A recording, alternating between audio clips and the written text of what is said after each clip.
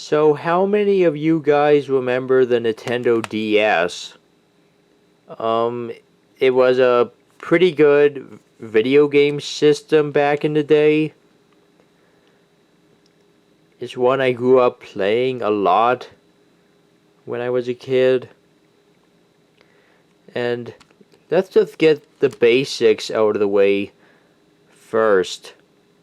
The Nintendo DS system was officially released in North America on November 21st, 2004. Now I got my model, the Nintendo DS Lite, back in December 2008. Also, I do not even know where the box for this went, or if I even still have the box that this originally came in. I got my Nintendo DS back when I was only 8 years old, and I did not own any TV consoles at the time. I have slowly got more into video games after 2008. Of course, I got myself a nice blue DS Lite because blue is my favorite color. Unfortunately, my DS Lite is a little bit in a damaged state. Again, there is a bit of a crack going on here. The R trigger can be a little hard to press sometimes. Even though it's a little bit cracked, it still turns on and functions perfectly fine. And I can still see the screens good enough. But yeah, my DS hasn't aged the best. Again, I don't know how that got there. Again, I wasn't doing it on purpose. I don't deliberately drop the DS on purpose. The Nintendo DS system was officially discontinued in late 2013. There's only a few of these SpongeBob games that I have recorded and played parts of for YouTube, but of course all of those were just me filming the DS with a camera like this, because I already talked about some of this in my capture card video, but I do not have a Nintendo DS capture card because of its, for various reasons, such as its high price point. And again, even if I wanted a DS capture card, this model of the DS Lite, is not compatible with capture boards. The only DS that supports capture boards is the original model DS, not the DS Lite or anything after that. So yeah, you're not going to get any high quality Nintendo DS gameplay recordings on this channel, especially for games that I have already played and beaten. No, I am not playing Nintendo DS games on an emulator. I'm playing them on an actual DS system the way they were originally intended to be played. I did not record that much DS footage back in the day, because honestly, back then I didn't know that there was going to be a market for this stuff, including the long play videos, but those are so time consuming to make. I'm kinda happy I didn't record DS gameplay back then, because I sucked at video games back then, or it would take me a long time to figure out some simple things in the game. I'm a lot better at video games now than back when I was a kid, I can tell you that much. The 2000s was the era of licensed video games. They released a ton of SpongeBob games for the Nintendo DS during its life cycle.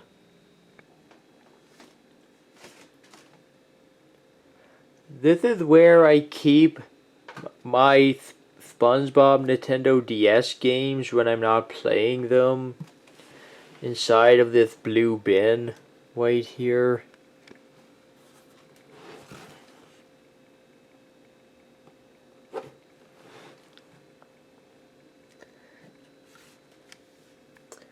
I also keep the SpongeBob 3DS games in there as well. But that's a story for another day. I actually used to have my SpongeBob games on the kitchen table.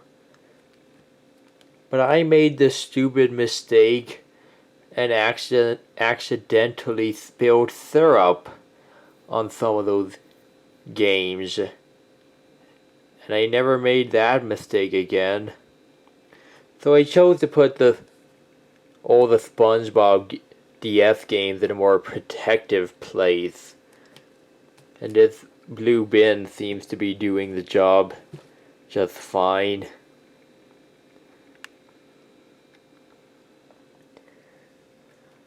Also, for what games got syrup damaged, I won't go into that yet. And also, this isn't all my DS games. I just wanted to put all the SpongeBob ones in here, because those are the ones I'm the most passionate for. And plus I can't fit all my DS games inside of this bin anyway.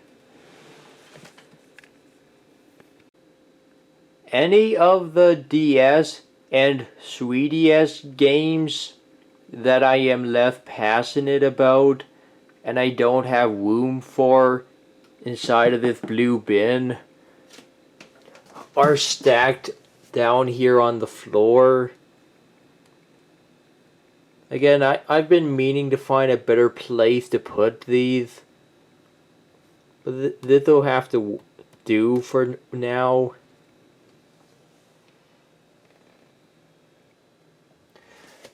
And you can see my chargers back here going into a power strip, which I didn't get that until more recently, by the way.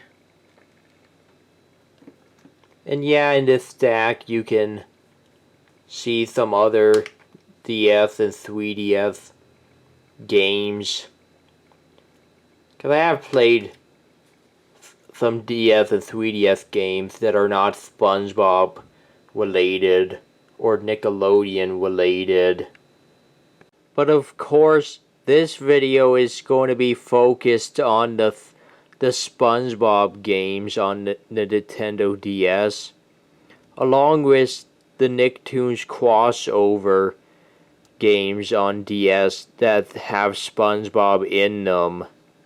Of course, I got all of these video games from various places like eBay, garage sales, used game stores, birthdays, etc. I did buy a lot of the SpongeBob DS games around the time they were coming out, so that definitely helped.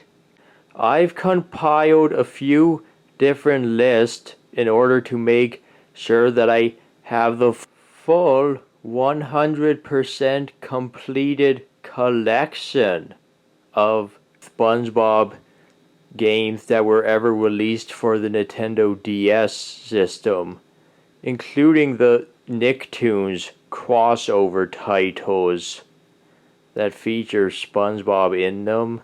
Now that I have the whole collection, just how many SpongeBob games were ever released for the Nintendo DS in total?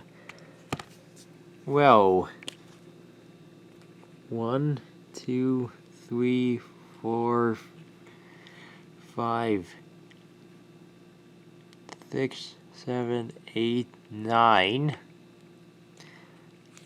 for the standalone SpongeBob DS games.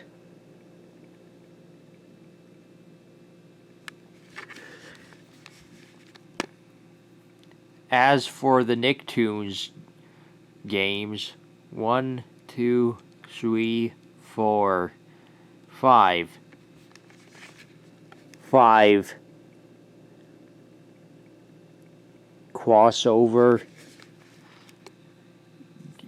games on the DS.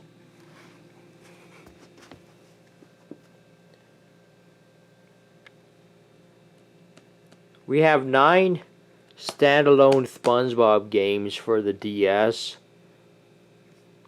and 5 crossover games for the DS.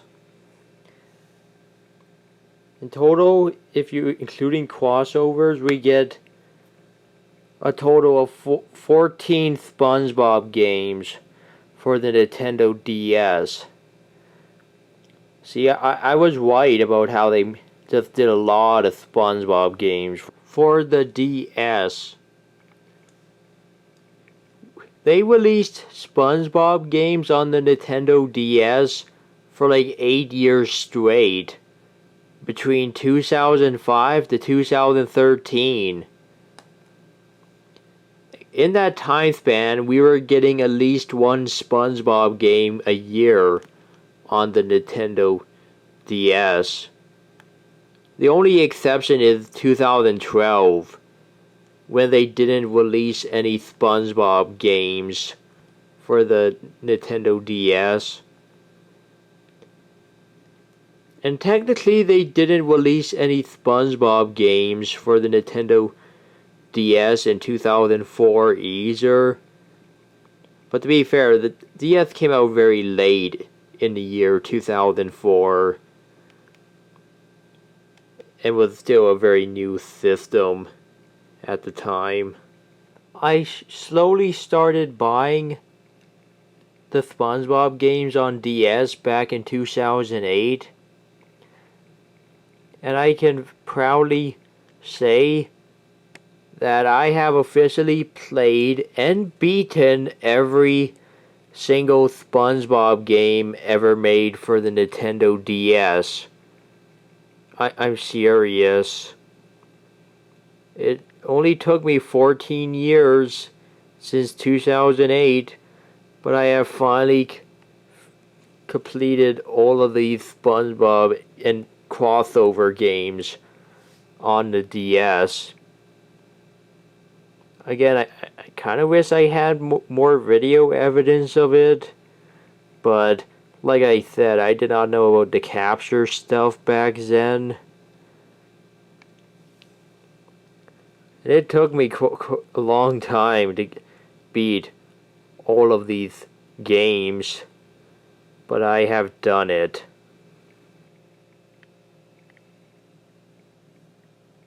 The way that I'm going to do this is first I'm going to show all of the standalone SpongeBob Nintendo DS games, and then I'm going to show the Nicktoons crossover DS games separately. I do this for categorizing and consistency reasons. Also, that is how I keep my games organized in this bin. I have all of the SpongeBob games put in their release order or release date order, and same with the crossover games being in release date order.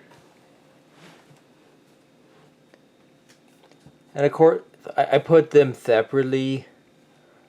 Like when I put the SpongeBob games, I do the SpongeBob games and then the crossover games separately, just to keep things consistent.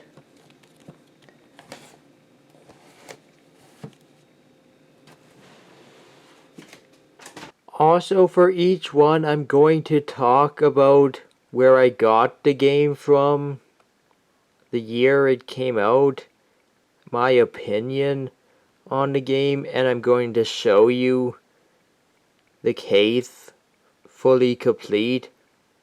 Cause yeah, I got all these SpongeBob games complete, manuals and everything, because I bought most of them brand new. There's a couple I bought used, though. Okay, let's get things started with the very first standalone SpongeBob DS game ever released, which is SpongeBob SquarePants The Yellow Adventure, released in late 2005. And you'll notice something is off with my copy of the game. Yeah, this. Oops.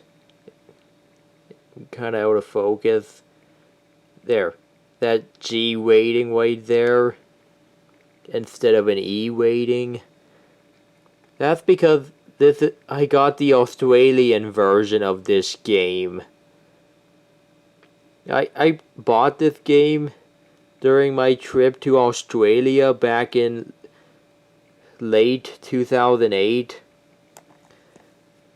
I got this game from a Toys R Us in Australia. I think it might have been the same store that I got the Sponge Guard on Duty DVD from Australia. And I was bummed out when I brought this home and found out, hey, my DVD player is region coded to region 1 and it cannot play Australian DVDs that are region coded or region 4. Even though I made a separate video on this DVD already. But as for this game, thankfully the Nintendo DS Lite is not region coded, so this can play any game from all over the world. That's the reason why this game still works on my DS Lite, is because it's not region coded. As for this game, this game is okay. Honestly, it's fine. But there's better SpongeBob games on the DS that we'll get to later. And here's a good look at the front.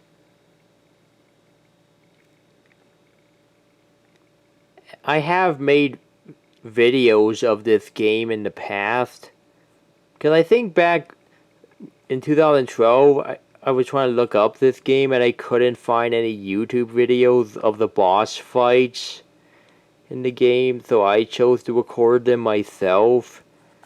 And I recorded a couple other things in the game too, like how to get the Sandy's tree dome and such. Here is a good look at the spine.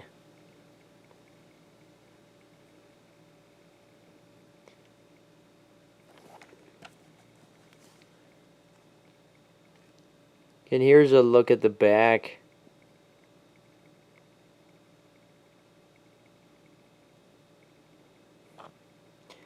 Again, you can pause and read any of this stuff if you want.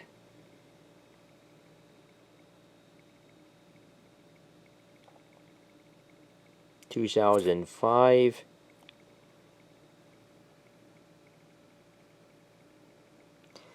Yeah, see, it even says Australia and New Zealand.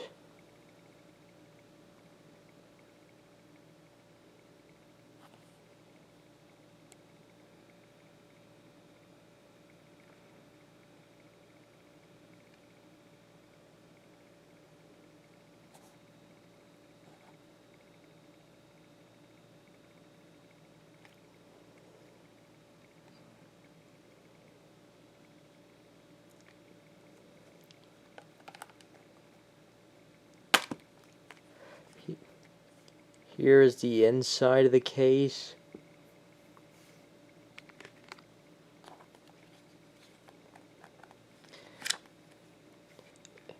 Again, this is the only game in my collection to be from Australia. It's the only game that stands out of the collection. Because all the other ones are like North American copies.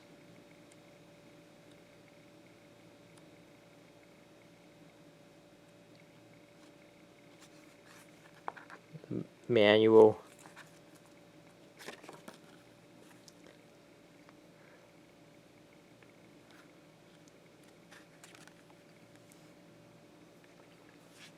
Yeah, not going to show all of it.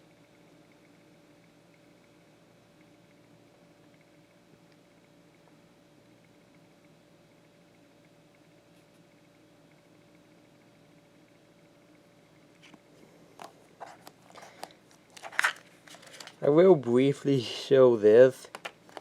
This is their version of the health and safety instructions or precautions booklet. A lot different than the North American one.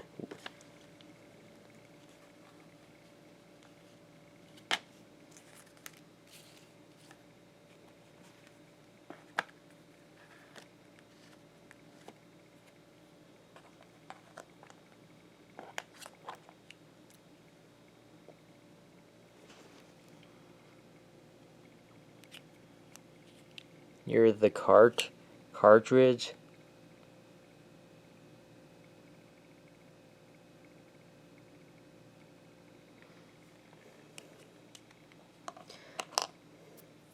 I actually didn't know how to beat this game for the longest time, but eventually I figured it out.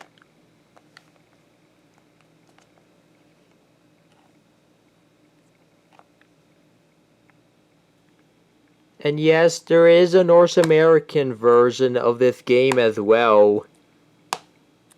But I'm fine with just having the Australian version. Because the Australian version is pretty much identical to the North American version anyway. And again, it works on my system and doesn't really make much difference. But yeah, there's the first game. The next game we have is SpongeBob SquarePants Creature from the Krusty Krab, released in late 2006. I want to say that I got this game back in like 2010, I believe, from Toys R Us.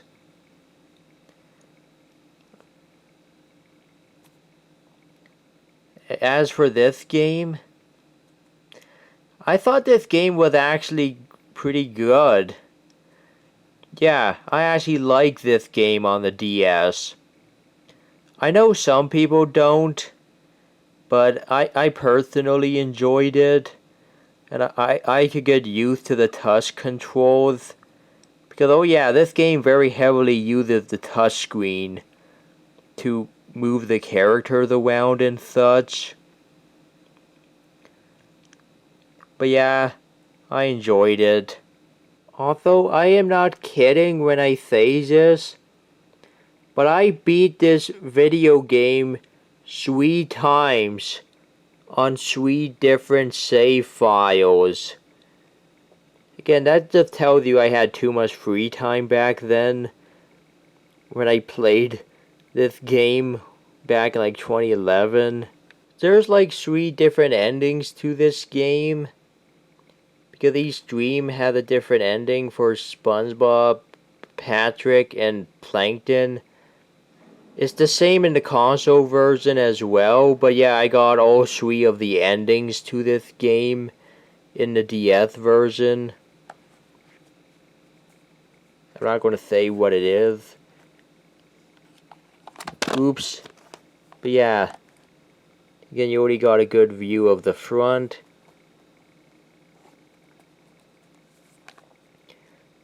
Here is the spine.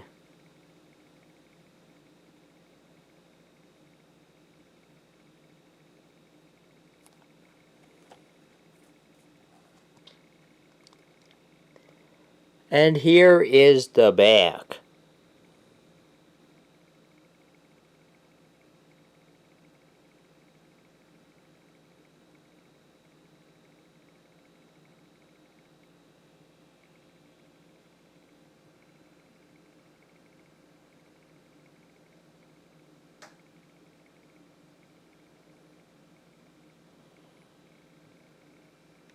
I do want to highlight some of this blurb on the back. This is the thing, one of the things that actually made me want to buy this game when I found it in Toys R Us. See this part right here? Journey through the belly of the massive bullworm. That right there made me want to buy this game because I was like, oh man, they have the Alaskan bullworm in this game. Oh, I gotta check it out now. And yeah, this game, along with the console version, actually does have the Alaskan bullworm from that season 2 episode, Sandy, SpongeBob, and the Worm.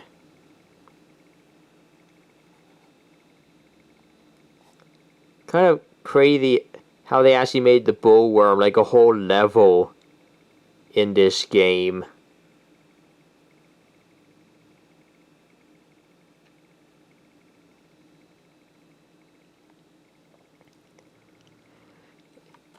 In case you are wondering, no, I do not have the console version of SpongeBob Creature from the Krusty Krab, but I have watched some gameplay of the console version on YouTube.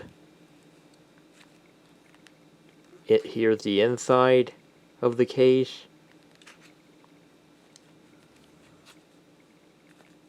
See if I can get this manual out.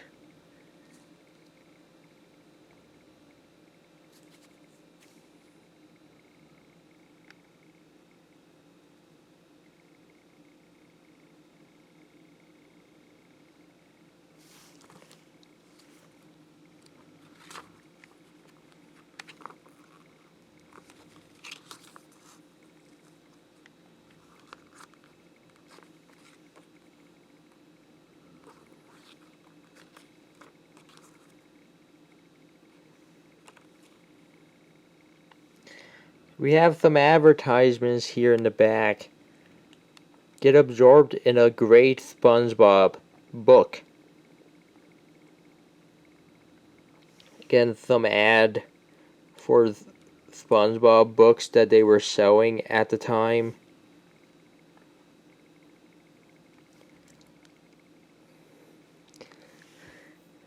Oh yeah.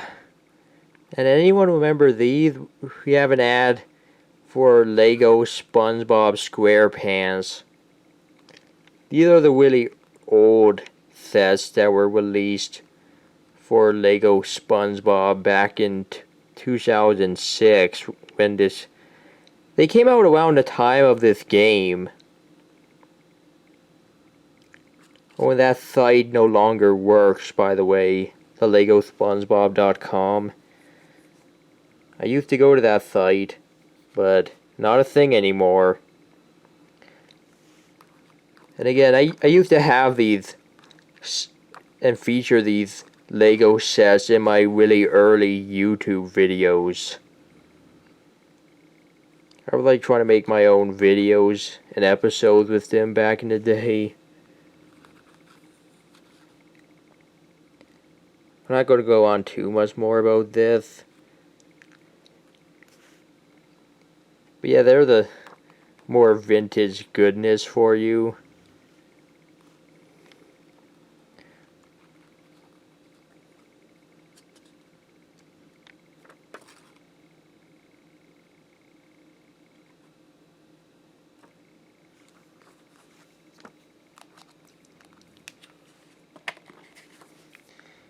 French manual.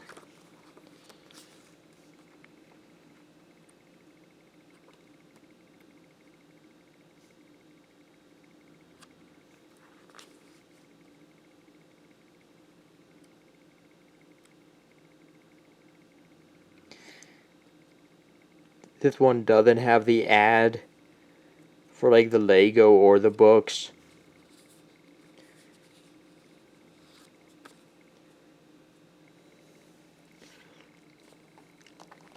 Yeah, here's the North American version of the health and safety precautions booklet.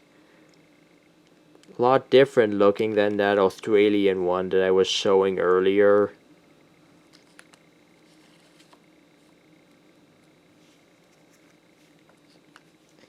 Put this stuff back in the case.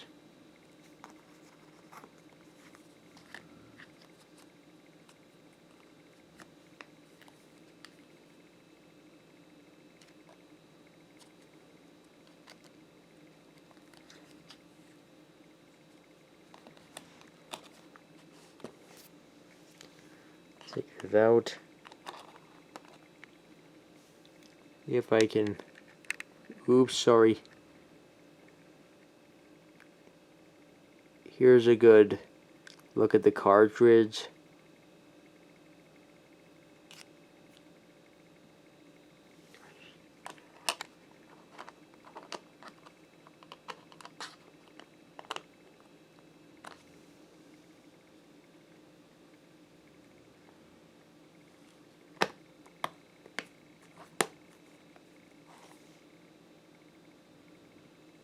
Next up, we have SpongeBob's Atlantis SquarePantis, released in late 2007.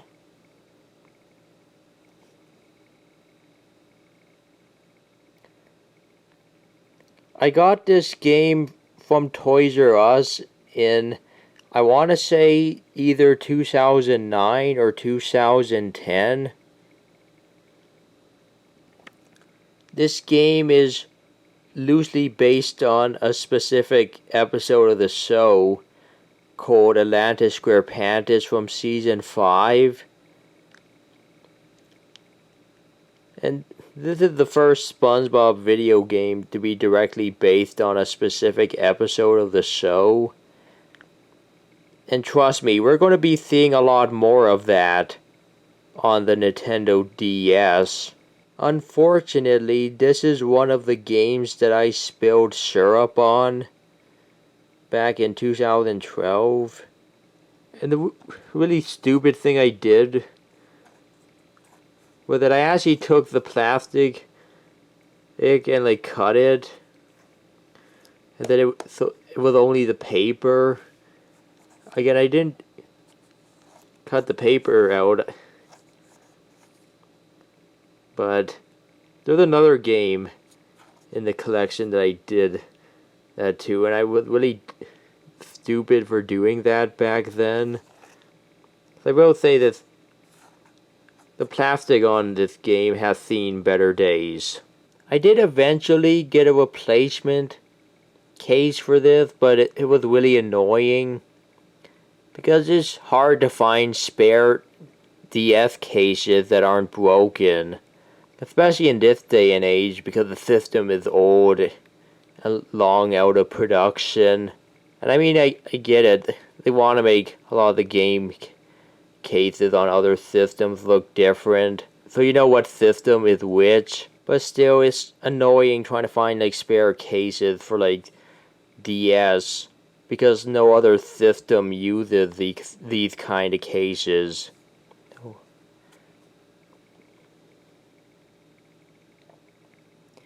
Here's a good look at the front.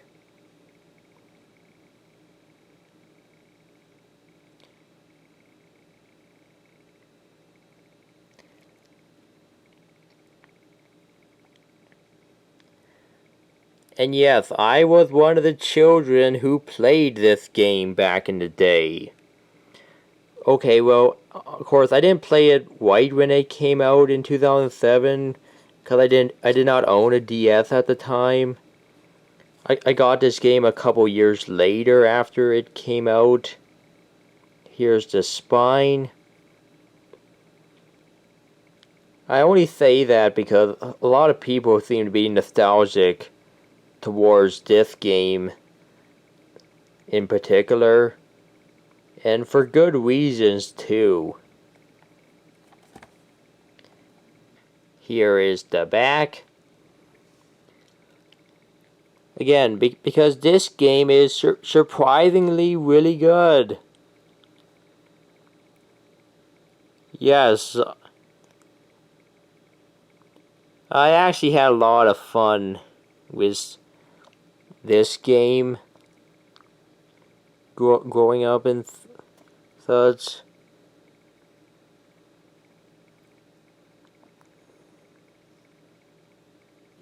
By the way, that screenshot right there, it says battle enemies as you explore Atlantis. Even though that screenshot is actually from one of the Bikini Bottom levels in the game.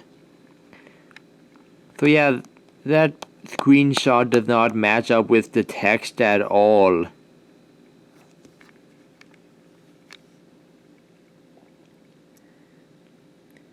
But yes, I have played this game. I've actually beaten this game twice on like 2 different save files. Because this game has a maximum of 2 save files.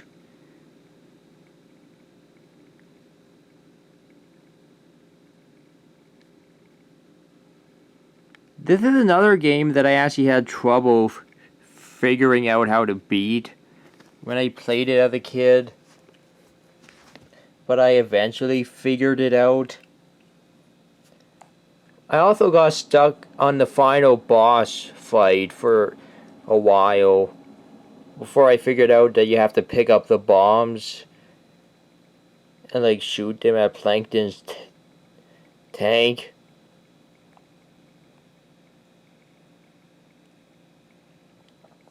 Again, yeah, you can see kind of some of the damage right there that happened when I took the paper out of the case for a while before putting it inside of this new case. And this one I actually have played the console version of too. I played the Wii version a ton. It's a much different game on this system. And I've fully beaten this version too. Again, the Wii version of this game is okay. It can be a little dull in some parts. This version of the game's okay. But the DS version, though, the DS version is pretty good. And to quote another person, the DS version of this episode tie-in is the only version that felt competently made. Inside the case.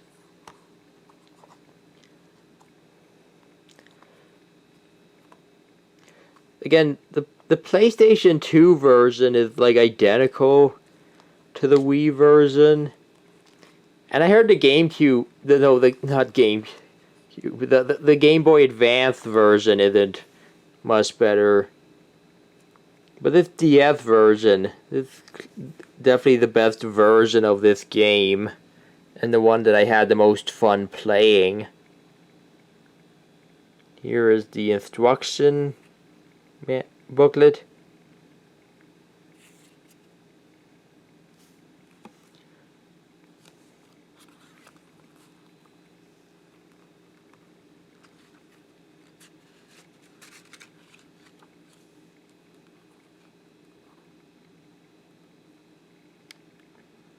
People kept questioning me on this, but I just want to make it clear that yes, you can play as Squidward tentacles in this game after you've beaten the main story at least once.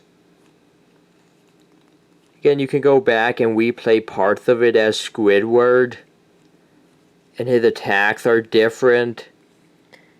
'Cause it even says right here in the manual, Squidward is unlocked as a secret bonus character after the game is cleared. So yes, there is an option to play as Squidward. But only... we have to finish the main story of the game first to actually get that option.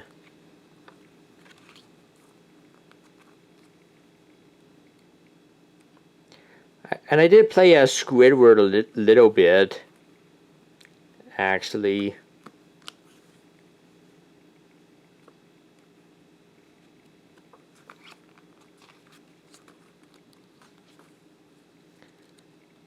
Cause I was like, hey, they put in another character.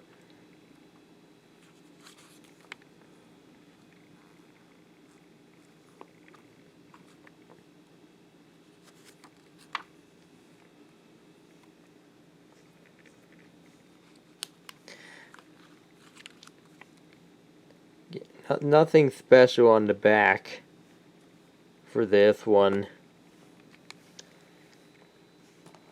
I'll show this just this one time. But yeah, here's the standard version of the DS Health and Safety Precautions booklet in the North American market.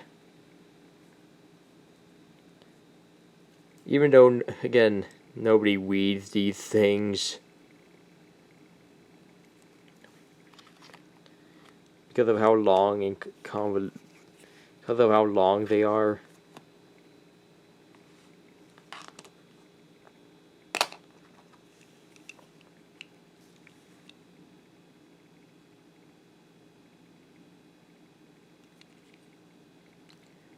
Here's a good view of the cartridge.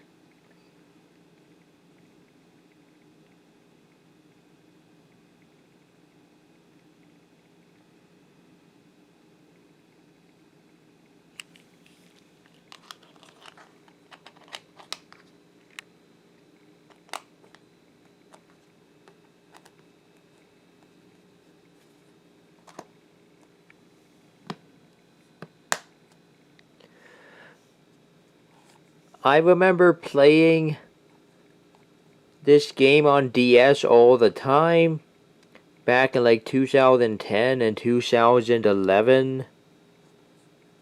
I did briefly go back and play it again recently for that glitch video I did. Here we have Drawn to Life SpongeBob SquarePants Edition. This game was released in 2008. This is actually the very first Nintendo DS game that I ever got, all the way back in December 2008. This is one my mom got me as a gift, and I don't know where. Got it from somewhere though. And this is the game that made me want to buy a Nintendo DS.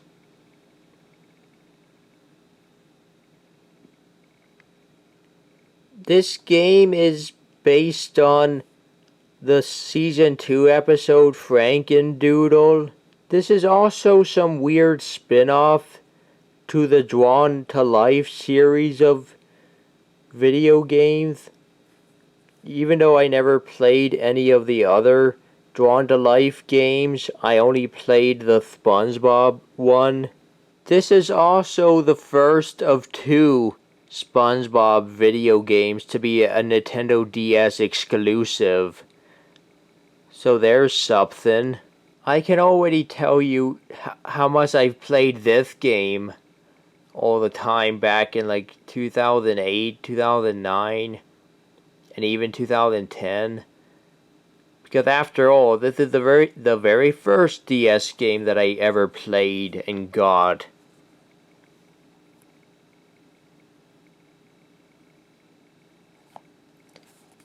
You already got a good view of the front.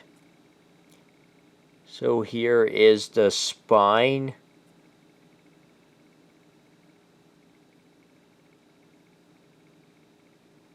Also, the first SpongeBob video game to use the new logo.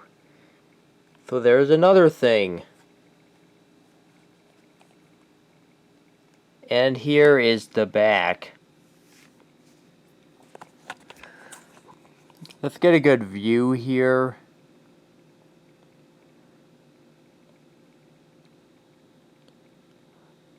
Let's just say that, again, I like this game.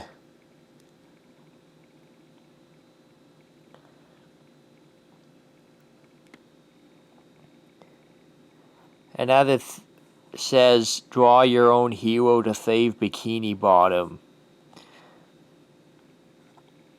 Because this is a game where you actually get to draw a lot of the in-game assets and parts using the touchscreen on the DS.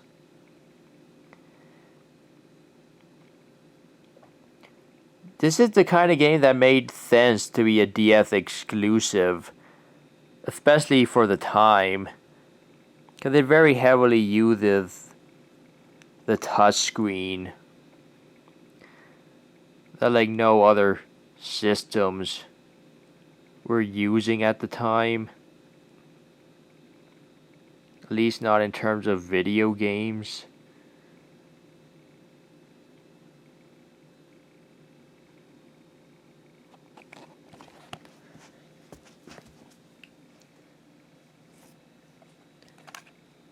But yeah, this game I had a lot of fun with. I do remember making some of my drawings try to look like the show. Like how I drew my hero like white, just like Doodle Bob.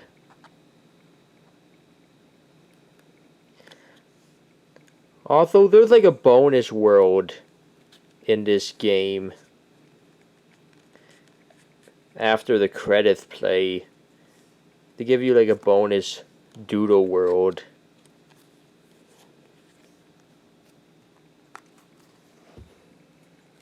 Here is the instruction book.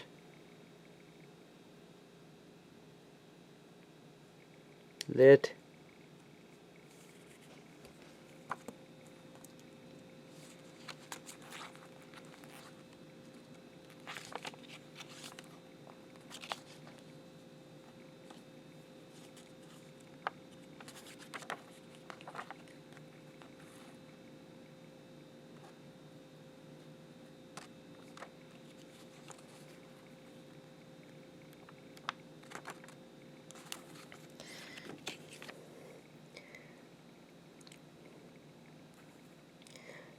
Some ad for playthq.com, which I'm pretty sure that website doesn't work anymore.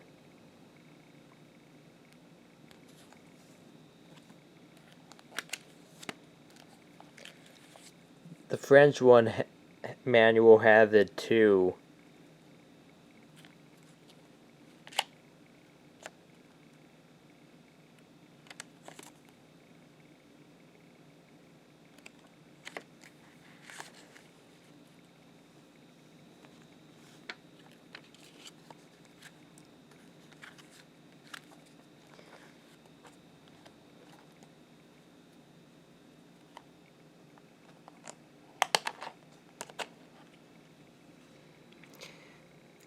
Here's good view cartridge.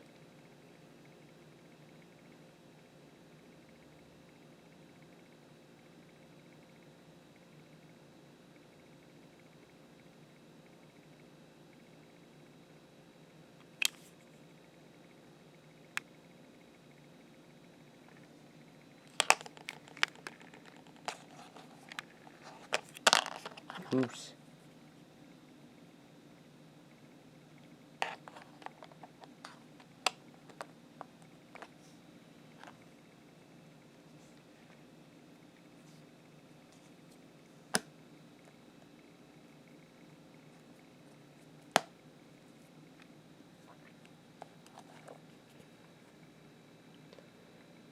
So yeah, good game, but I can never 100% it though. I think it wants me to like rescue all of the Bikini Bottom citizens, but the levels in this game are surprisingly large. And I honestly don't know how to fully 100% this game. But I have beaten it, though. Maybe not to maximum completion, but I have finished the main story. I almost forgot to mention that.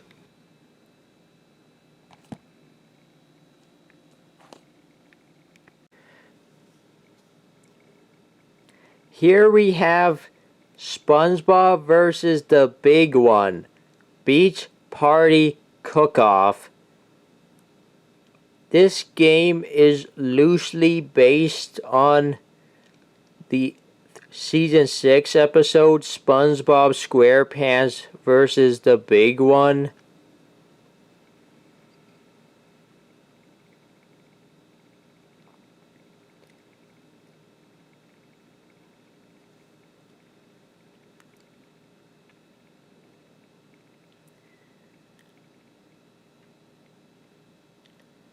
This game was released in 2009.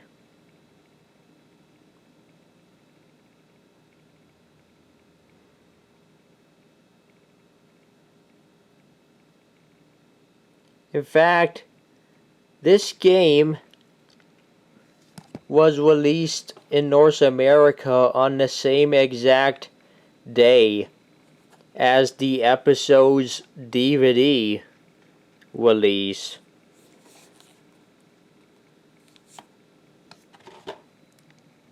This is the second of two SpongeBob video games to be only for the Nintendo DS. Of course, the other one is Drawn to Life, which I just showed.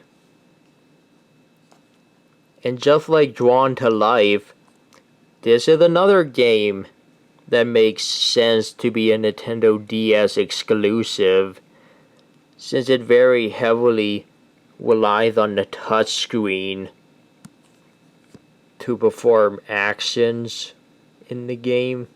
I also heard that this game is a SpongeBob clone of Cooking Mama, even though I've never played Cooking Mama DS. Funny story about this game. I bought this game from Walmart back in like April 2009, I want to say. But then at some point a friend actually got me another copy of this game. I think that friend got me another copy of this game as a gift for my birthday or something. So yeah, I ended up having 2 copies of this game at one point.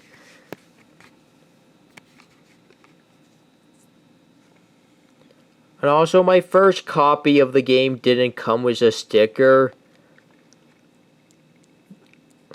But the other copy my friend got me came with this sticker for new game for 2009.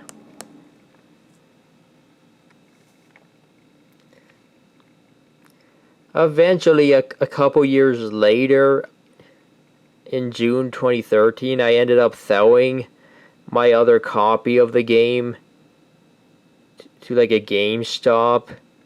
The thing is, I actually regret selling that other copy. I know where you think, oh, you don't need 2 copies.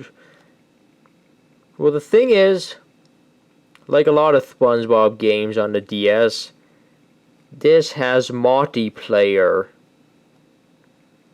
And it can only be done using 2 Nintendo DS, using 2 copies of this game, and using 2 DS systems, or possibly even a 3DS, which came out after this. Cause that's the thing, I have both a DS and a 3DS. And I heard the multiplayer still works on the 3DS if you have more than one copy of the game. Because yeah, that's what I should have done. I should have took my 2 copies of this game and put one in the DS, the other one in the 3DS. Filmed a video of it before selling my other copy. Just so that I could do multiplayer gameplay. But I wasn't thinking smart back then. And believe me, it says inside of the instruction manual that you need more than one copy of the game to do multiplayer on.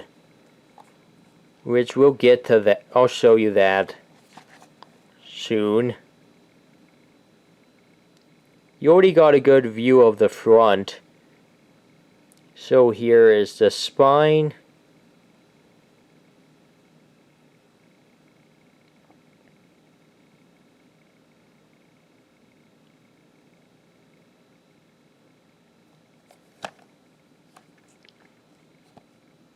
And here is the back. This is the only SpongeBob DS game that I ended up having another copy of before I ended up selling my other copy.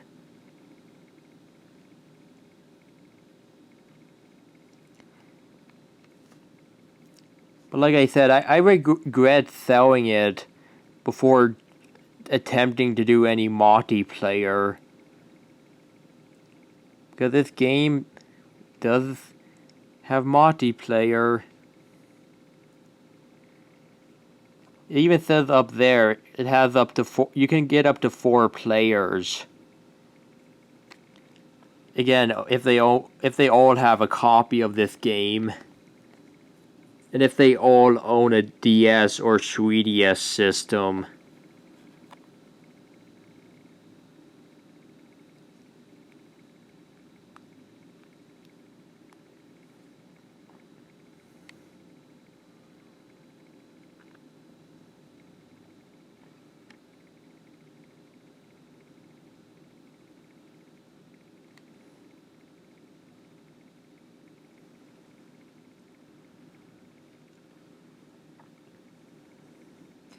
As for this game, it's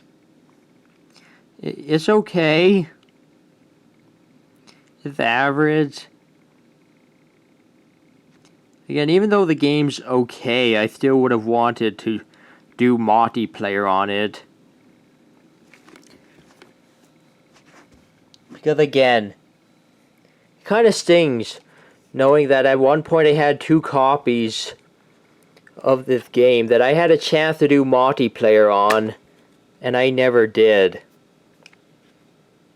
Going inside the case.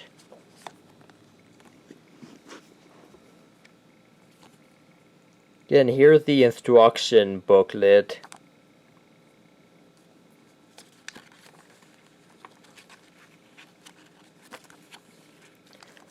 Oh, believe me, we're going to find that page that talks about multiplayer.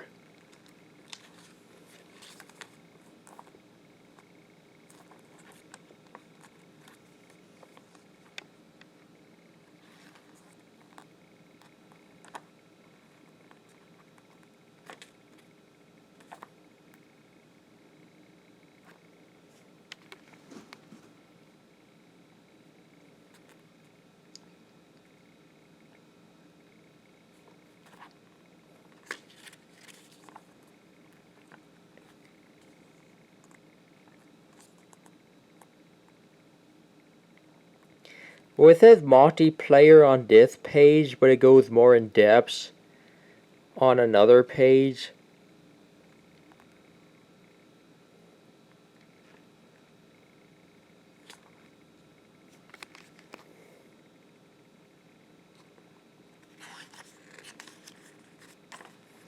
Oh, see, there we go.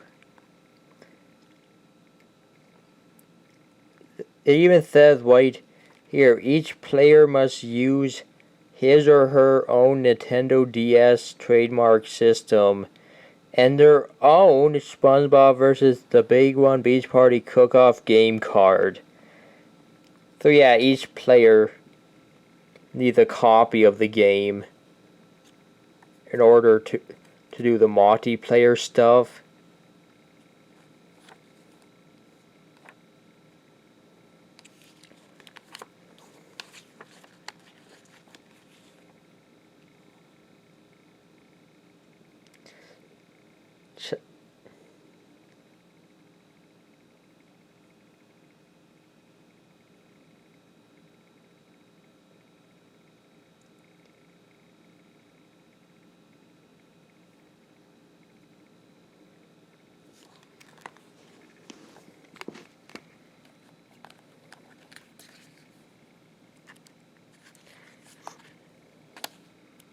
French manual, a little bit of it.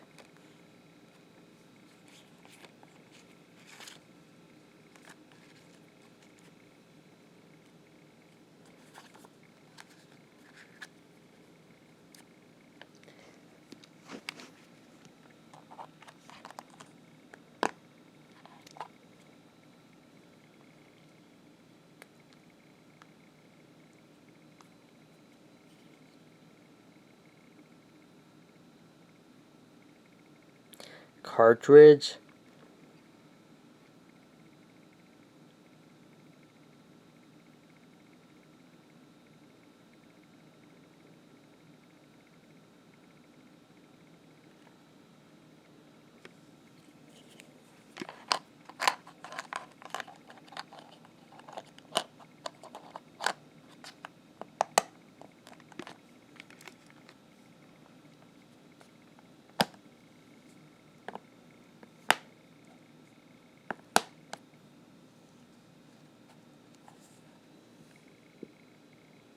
I almost forgot to mention this, but I started playing this game in 2009, and I beat it much later in like 2014.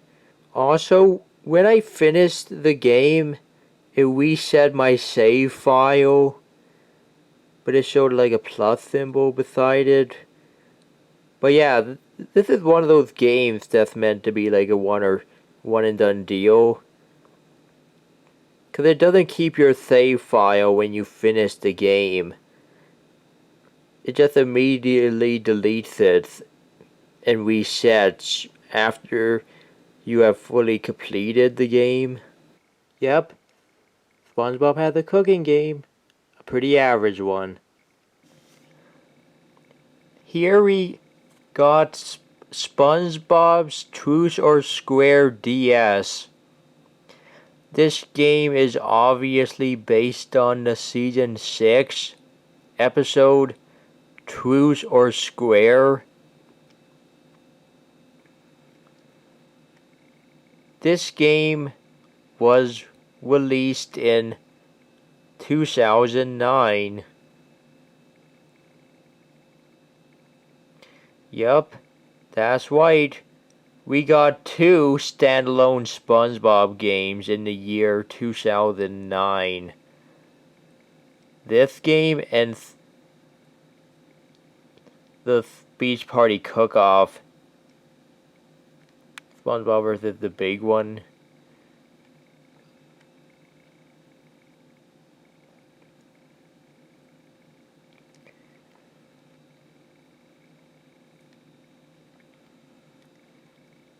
Again, they released 2 of these SpongeBob DS games in the same year, for once without being a crossover. I got this game from Zeller's store back in like November 2009, I believe. I started playing this game in 2009. But I never fully beat it until 2012. There are some parts of it that I saw were tricky. This is unfortunately another one like the Atlantis DS game that I spilled the syrup on, and I temporarily took the paper out of the case. Again, that's kind of why this paper, you can kind of see a bit of wear and how it's not in that great of condition. It's in fine condition, but you can kind of see a bit of tearing going on. Again, there's a good look at the front, but also, again, not only did I take the paper out, but it also got like sun faded, especially right here on the spine. Like, for instance, you can barely make out that Nickelodeon logo because of how sun faded it is.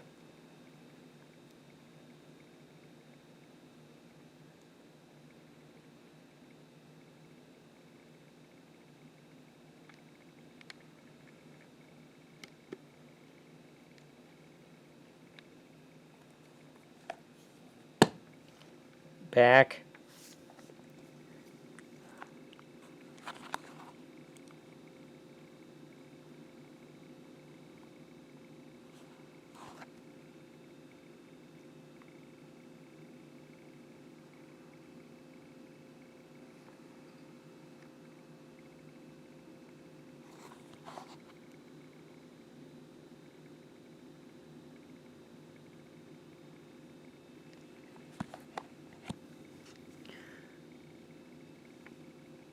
As for this game,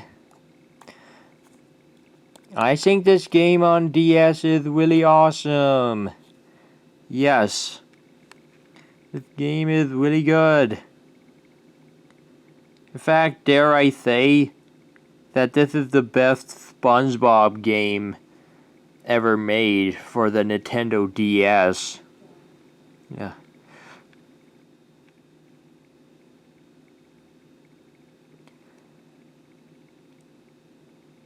I remember watching some footage of the console version of this game online, and the console version of this game on like the Wii and Xbox 360. It looked okay, but this DS version in particular,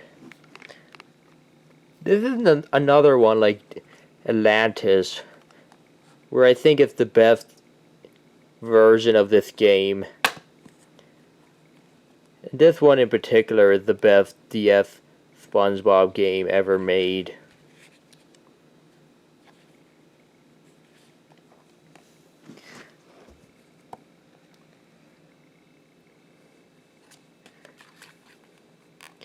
The you-know-what booklet.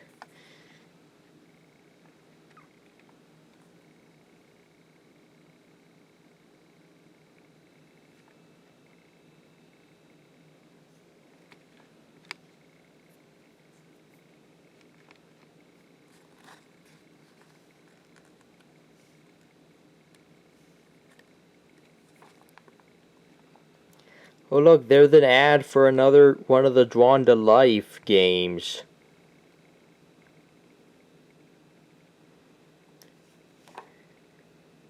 Even though I never played this one.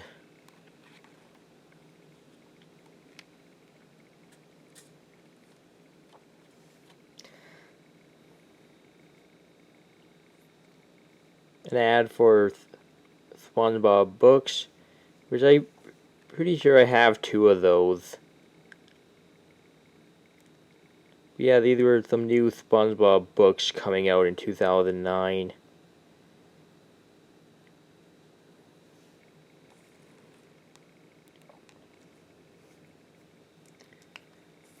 Oh yeah, and this Truth or Square game is a 10th anniversary game for the SpongeBob franchise.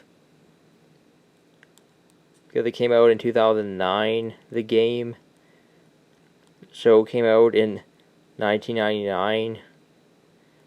But yeah, celebrate SpongeBob's 10th anniversary. Again, that just tells you when the game came out and what it was trying to market for, along with those books. Some zoo game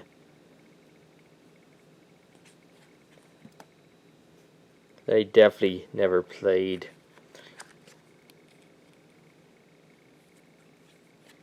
Get an instruction manual, French.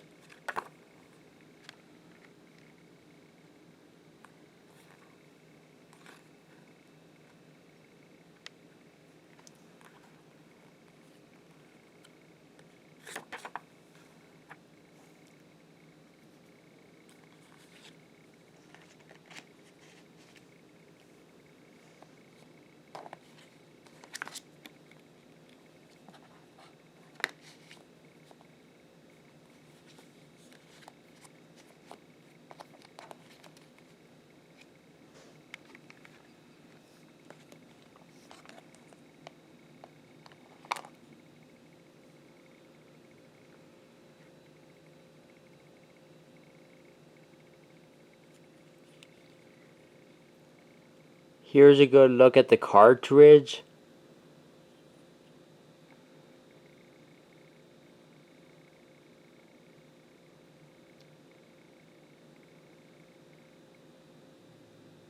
Which has one of SpongeBob's eyeballs.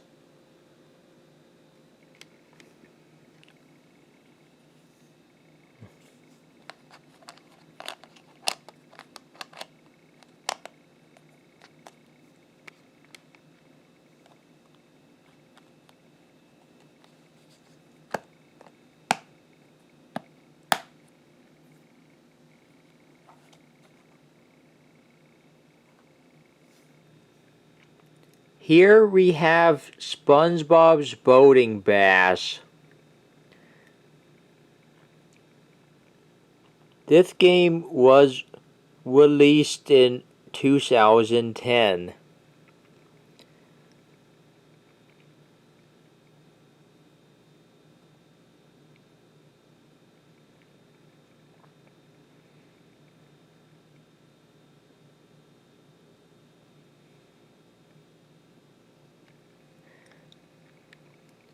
Yeah, you probably noticed this part. Additional DSi feature. Which again, this feature does not work on DS models that don't have a camera.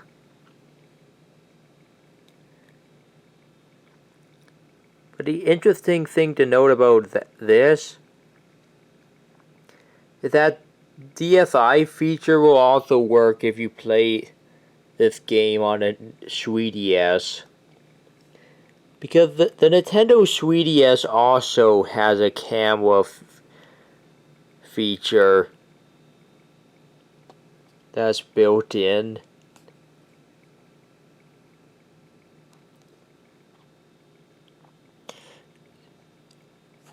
My copy is very sun faded. And this one I've had in the case the whole time. This one I just left. This is another game that I probably just had sitting in the sun for a while. And as a result, the cover is very sun faded. Like SpongeBob is barely yellow. This is another one where the cover artwork, some of the colors are off because of the sun fading. Here is the spine.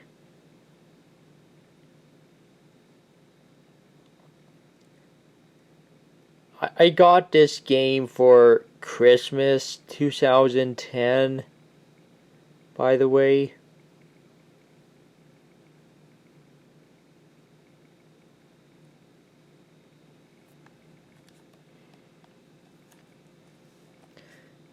Back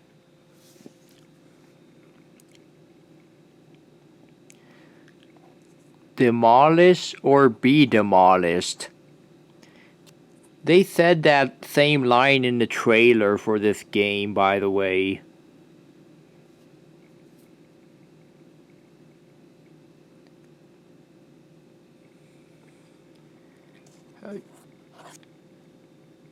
Again, I started playing this game in late 2010.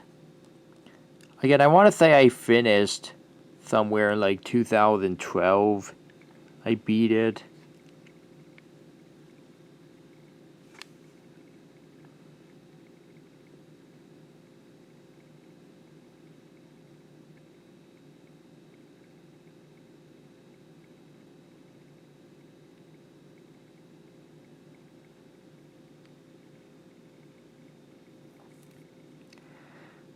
I will say this game is okay.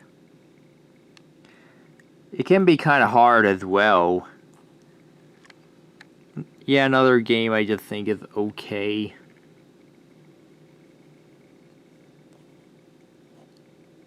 Oh, there's the DSi feature. If you're curious what it was about. Again, it will work on the 3DS as well.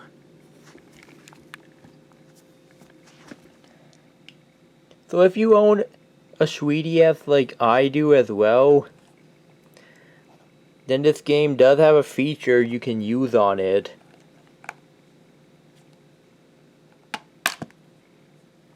Again, thank goodness for the 3DS having a camera feature as well.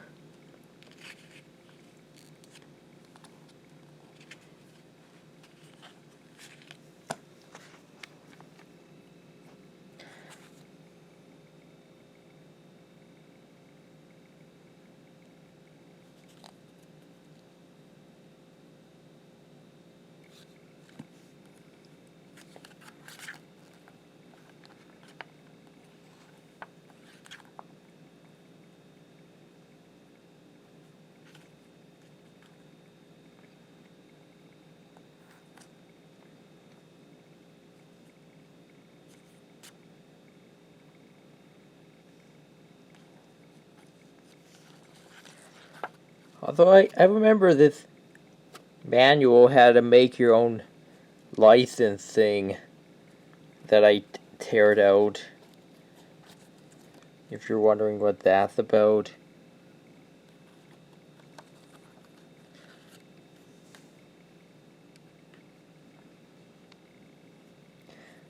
Beat City.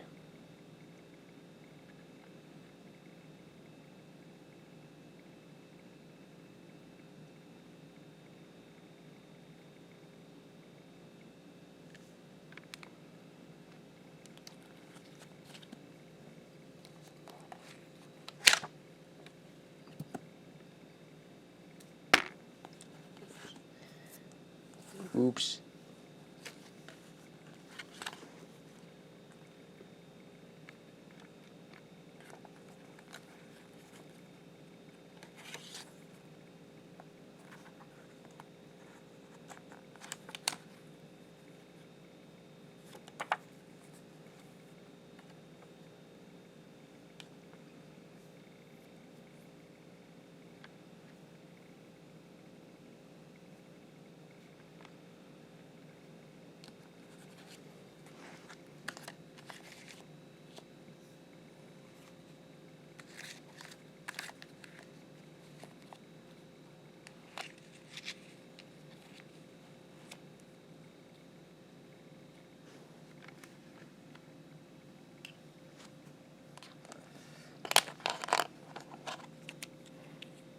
Cartridge. See if I can get it good.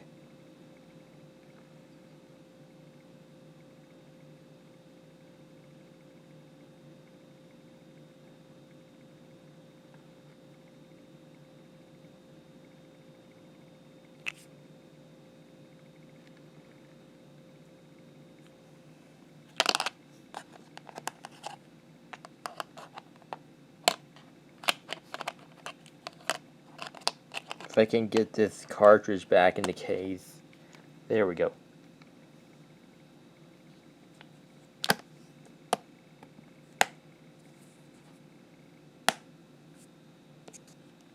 There is also a Wii version of SpongeBob's Boating Bass, but I never played that version, only the DS one.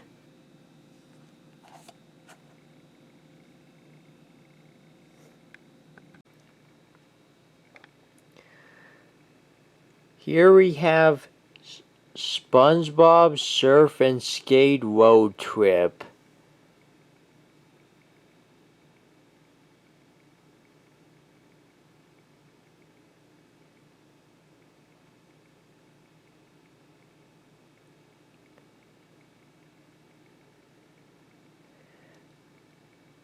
This game was released in 2011.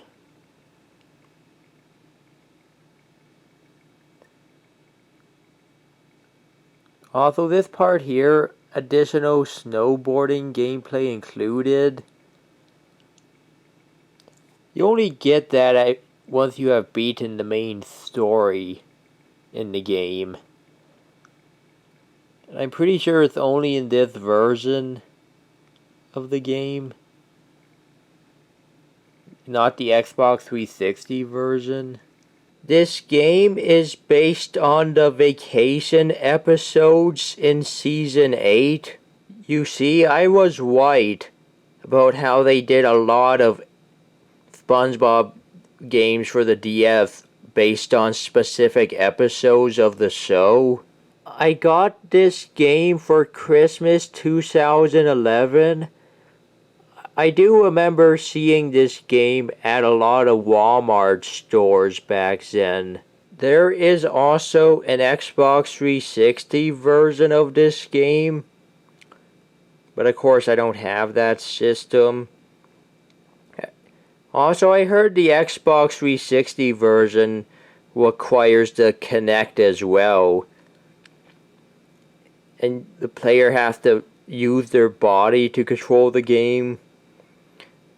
So I kind of prefer having played this DS version, where I don't need to physically use my whole body to control the game.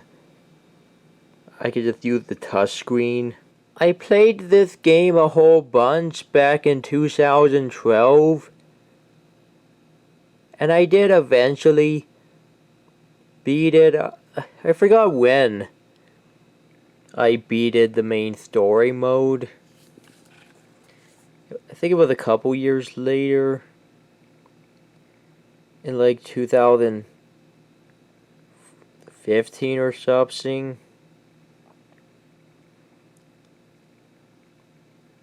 Spine.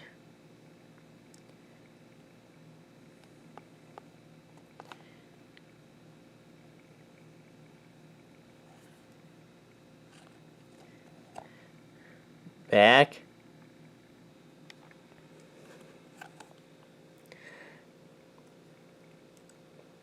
This is the only SpongeBob game on DS to use the new THQ logo.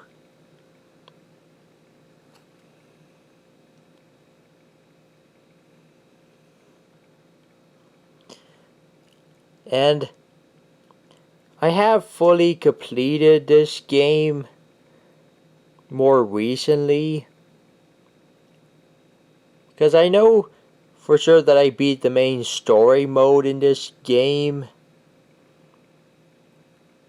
sometime before I did the cutscenes video in 2016.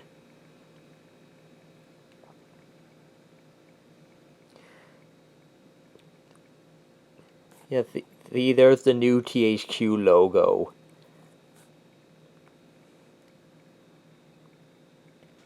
But I went back over the years, especially in 2022, to go back and like beat all of the quick play levels in this game. Which I will say that was torture to do.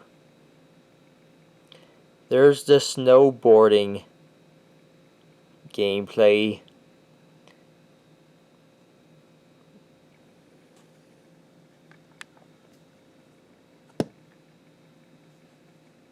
There is a certain quick play level in this game that was really hard. And I legit spent 5 hours trying to beat it one day before I eventually did. Sometimes I have too much free time. This thing ever wants to open it. That'd be nice.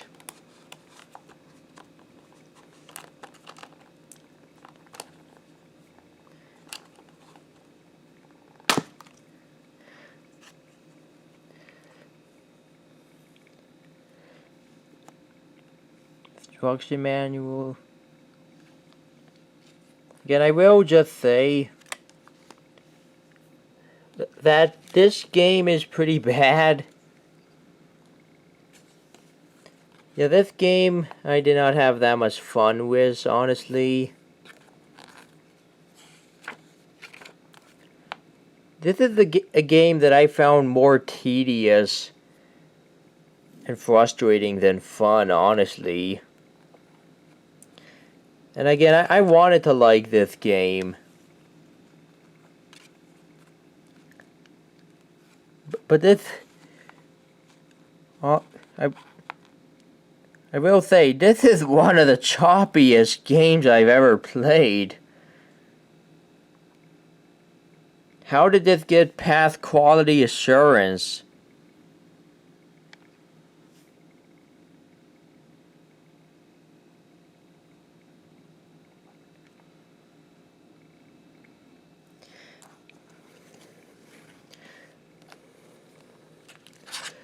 Now granted, I would still technically take this DS version over the Xbox 360 Connect version, because the Xbox 360 version looked even worse from some of the small gameplay I watched of it online. But this DS version is still pretty bad.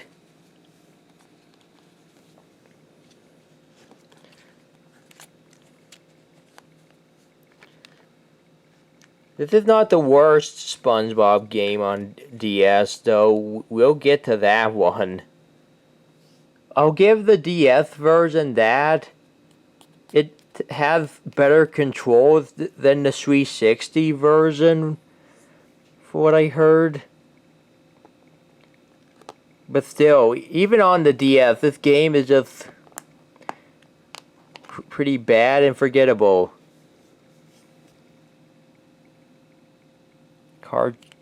Cartridge.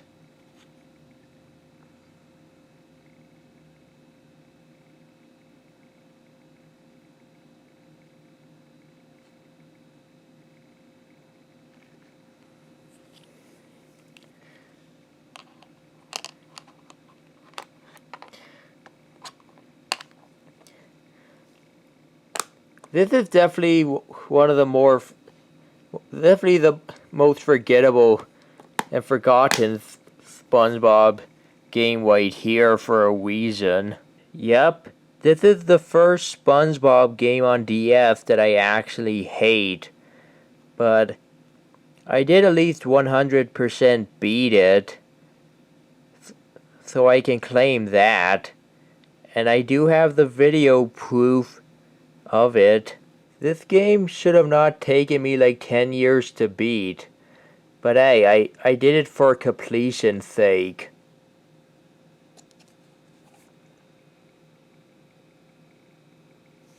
Finally, here we have the last SpongeBob video game ever released for the Nintendo DS, which is called SpongeBob SquarePants: Plankton's Robotic Revenge.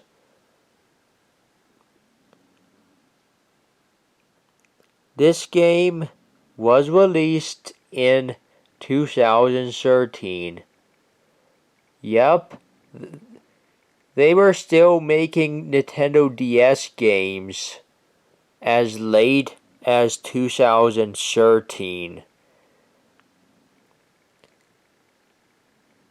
Even though this game basically came out around the time the Nintendo DS was being discontinued. Interestingly enough, this DS version has a weighting of E for everyone. But all the other versions of this game have a weighting of E10 for everyone 10 and up for some reason. Plankton's Robotic Revenge was released on a ton of different systems. It was on like 6 systems when it came out. Not PC and Mac though. And I actually have played one of the console versions. I have played the PlayStation 3 version. Which I got this on October 31st, 2013. Like shortly after it came out. And me and my dad actually did some multiplayer sessions of this game on the PS3. And played it to completion back then.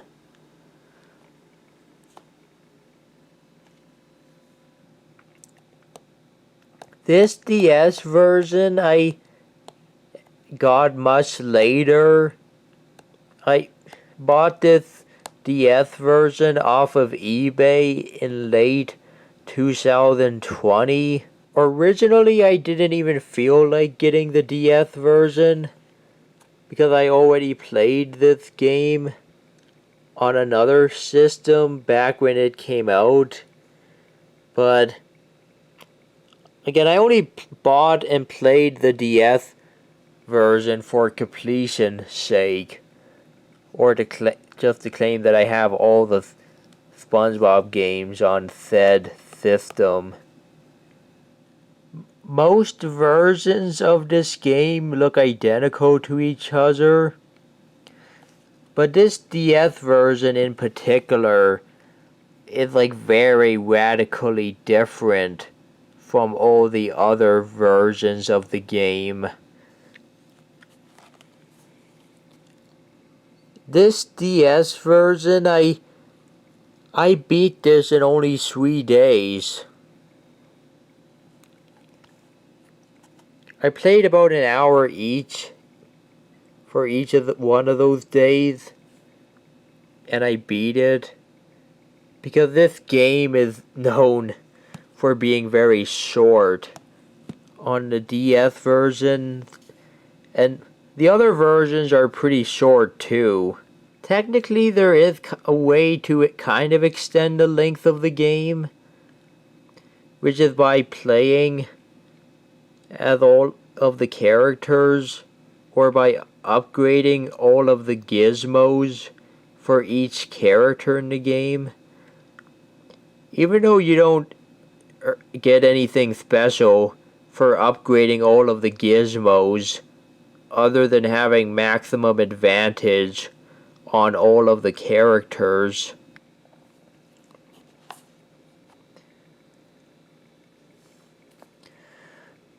Spine?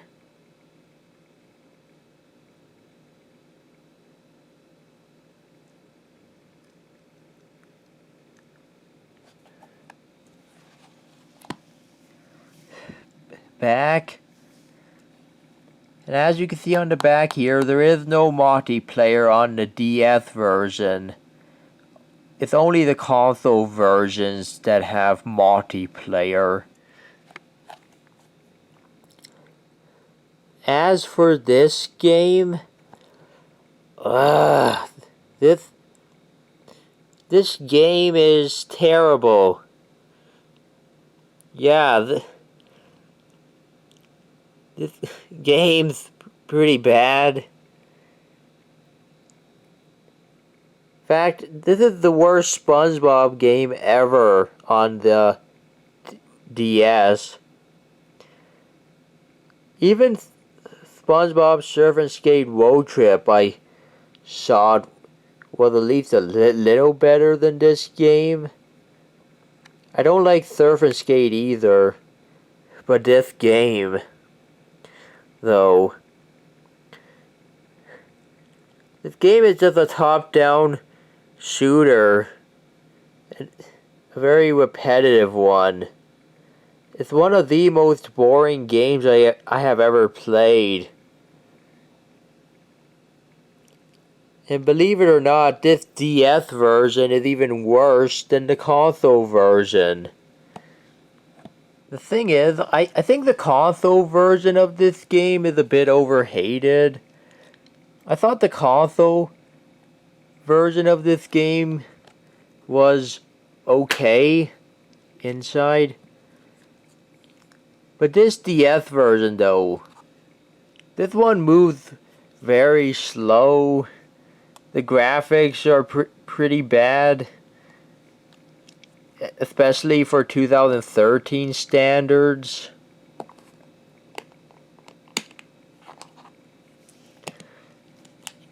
Get a good cartridge view.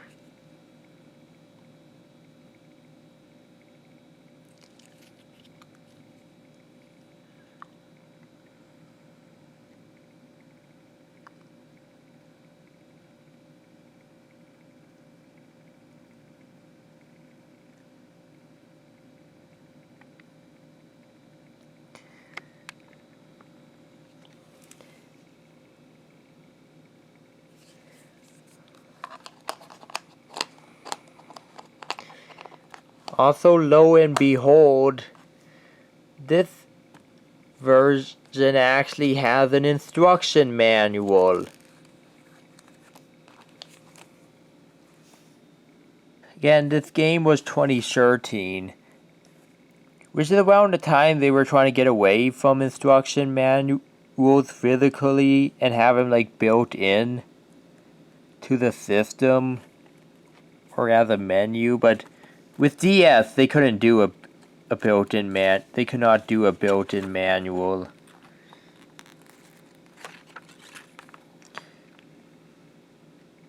And here it is in another language, even though the logo is still in English.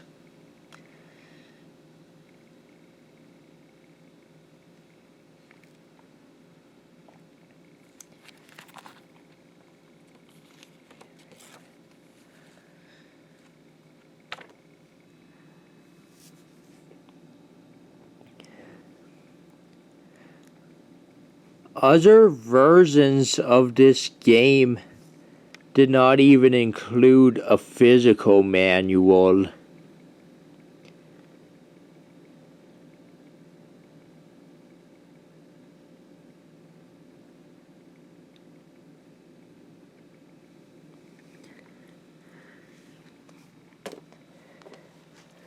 Again, I do have the PlayStation 3 version. And I do remember this never came with a manual, even after buying it like factory sealed. I know back then they wanted me to go to like some website to access the manual, which I don't even know if that website even works anymore. And this PS3 version technically does have a built-in manual on the home PlayStation 3 menu.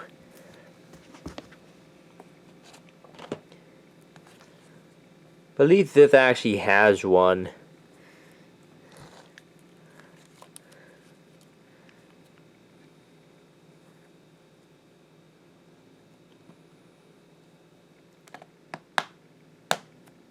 Yeah, this was a pretty bad SpongeBob game to go out on for the DS. But yeah, there you go. I finally got through every single standalone SpongeBob game ever released for the Nintendo DS. Now we can move on to the Nickelodeon crossover games on Nintendo DS that have SpongeBob in them. And the very first one of the Nicktoons crossover games on DS is Nicktoons Unite. This video game was released in early 2006. As the title would insist, this is the very first game in the Nicktoons Unite series. They made like 4 of these in total, and this is the first one.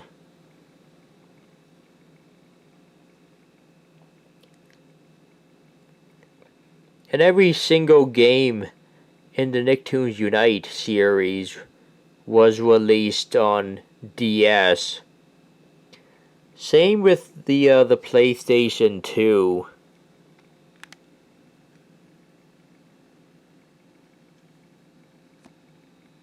I got this game for my 13th birthday in 2013. I played this game a ton back in late 2013 and 2014. I actually rage quit this game in 2014 and I stopped playing it for a while. I was on like one of the final levels in the game. It was not until many years later in 2021 that I decided to go back and actually fully complete this game once and for all and figure out how to do it. I will say that I absolutely hate the final level in this game. The final level goes on for way too long. It has way too many sections for a game like this. The last level goes on for like forever. But I'm happy when I finally got done playing it. Like I said before, this is a crossover game that has SpongeBob along with some of the other Nickelodeon cartoons that were running at the time. I actually have watched some of the other cartoons that are represented in this game. Like The Adventure of the Jimmy Neutron Boy Genius. I thought that was a pretty funny show back in the day. And yeah, Fairly Odd Parents. That was okay. I didn't watch too much of the later seasons of that show though. And Danny Phantom I actually have not seen a full episode of. Some of the later crossover games feature a lot more shows, but we'll get to those. Spine. As for this game, it's okay. Here is the back. And on here, you have the good guys on the left side facing the bad guys on the right side.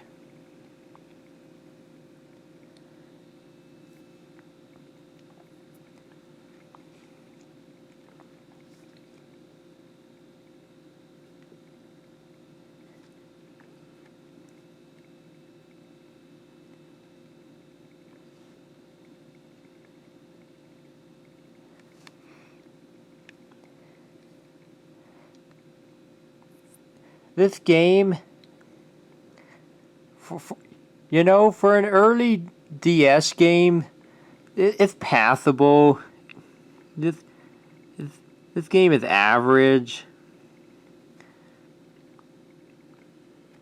I do have my problems with this game, but overall, it's not that bad.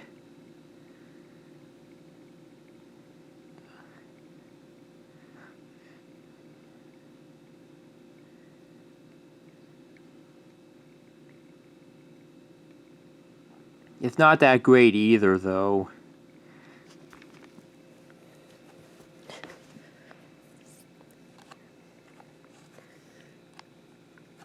Opening up the case.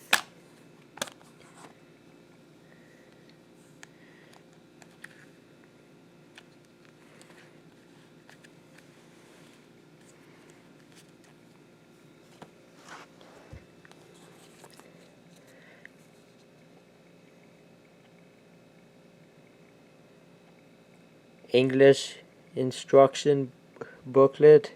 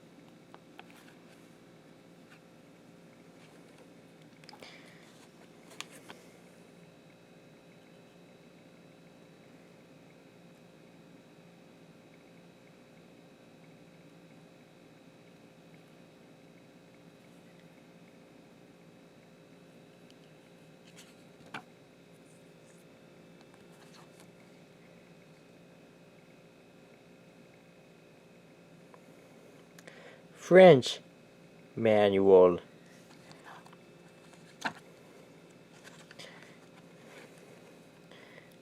And this one's not too exciting. There's no cool pictures or anything in this like French manual. Just text.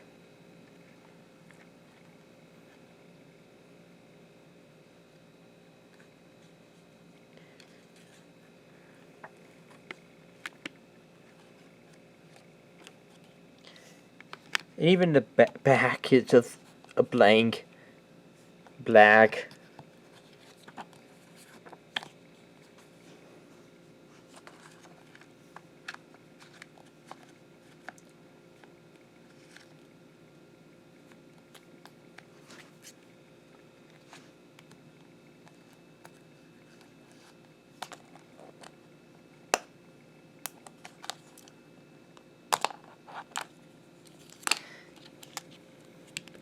Cartridge.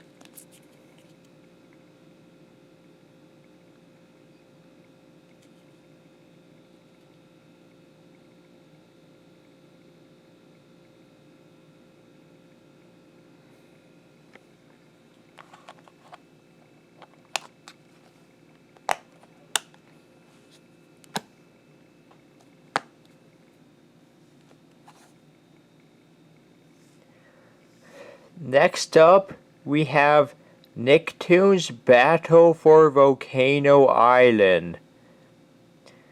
This video game was released in 2006. Yup. That's right. For some reason, we got two Nicktoons crossover video games on the DS in 2006.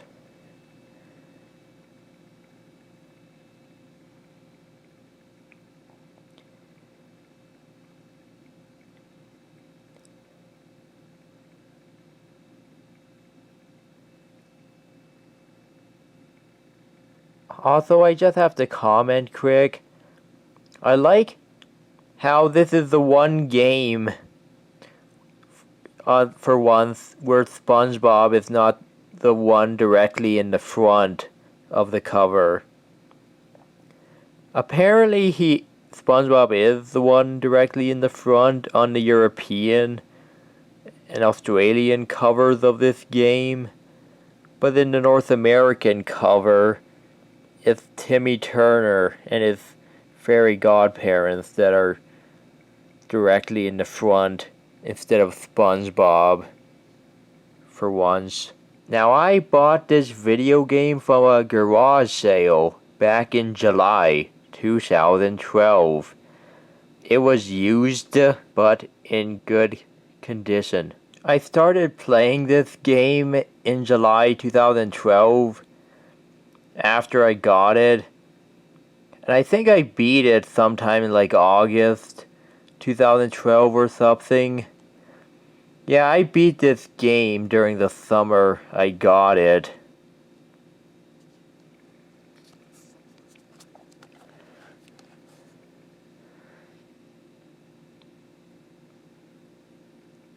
It's fine.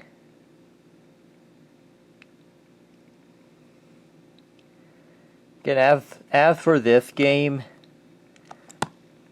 it's back. It's good, but it's it's really short.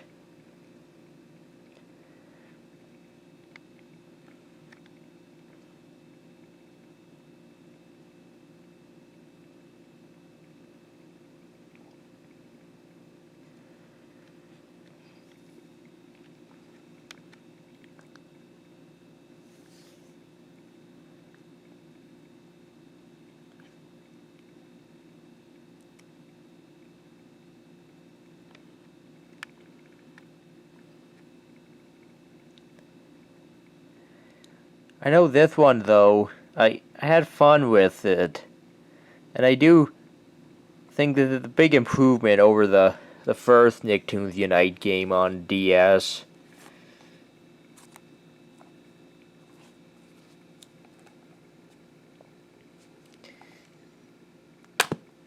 Inside.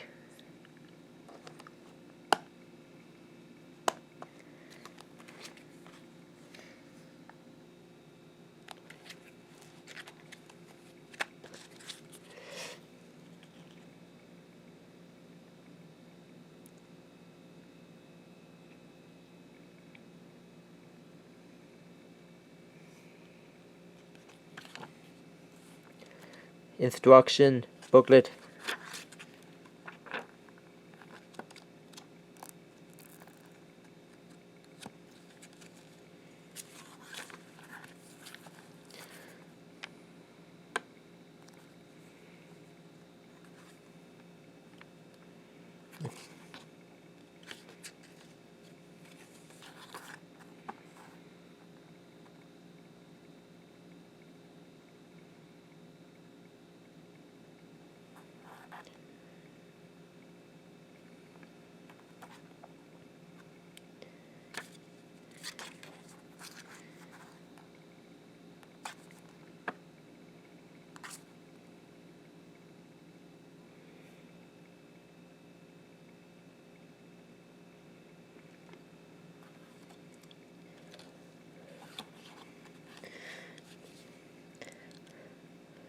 Again, on the back of this instruction booklet, we have an advertisement for the Avatar: The Last Airbender video game.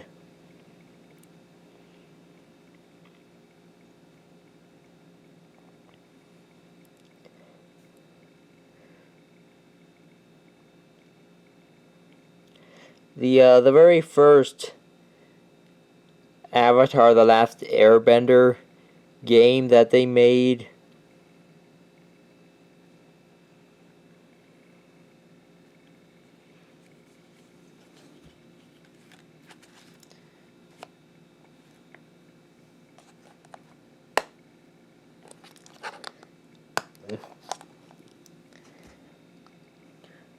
Hartridge.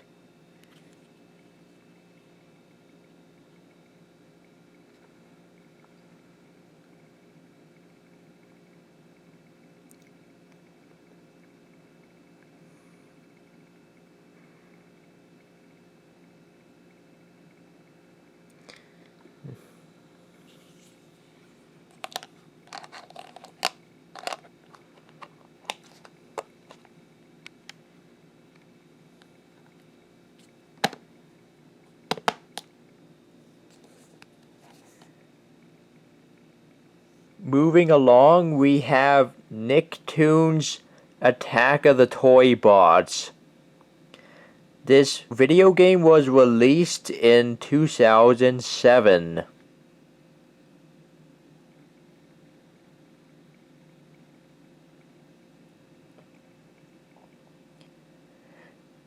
As you can see on the cover of this game, SpongeBob is back to being front and center again.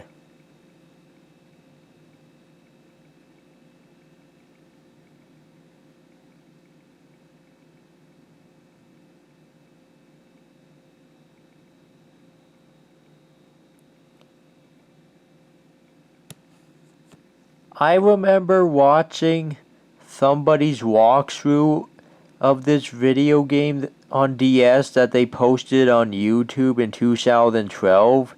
I looked at it and thought, hey, this game looks cool. Even though the person that did those walkthrough videos admitted in the descriptions that they're not even a fan of Nickelodeon and that they were playing it for some friend's birthday. Now, personally, I have been a Nickelodeon fan for a long time. They also admitted that they were playing the DS version on an emulator instead of the hard cartridge copy. Of course, I actually own the hard copy of the game on DS with the cartridge, which you'll be seeing soon. I bought this game used from GameStop in June 2013. It was in fairly good condition. I did beat this game in the summer that I got it. It was kinda hard though. Here is the spine.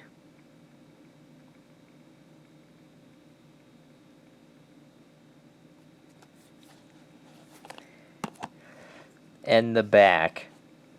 This game is good.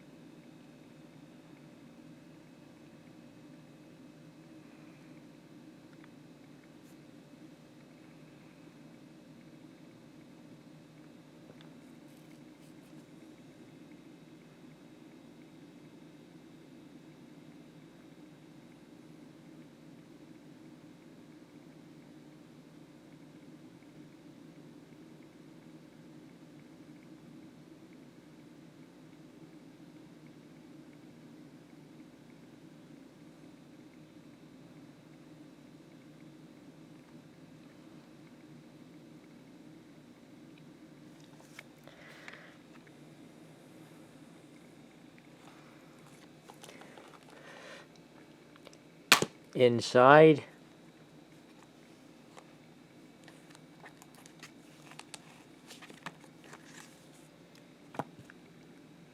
the booklet.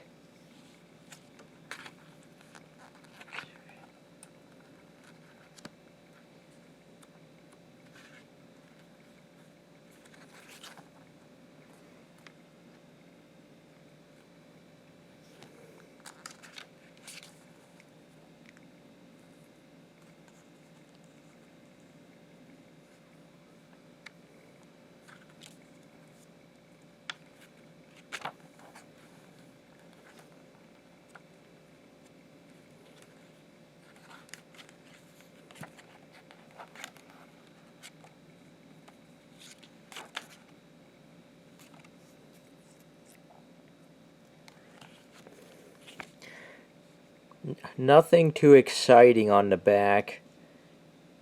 outside of the THQ logo and recycling logo.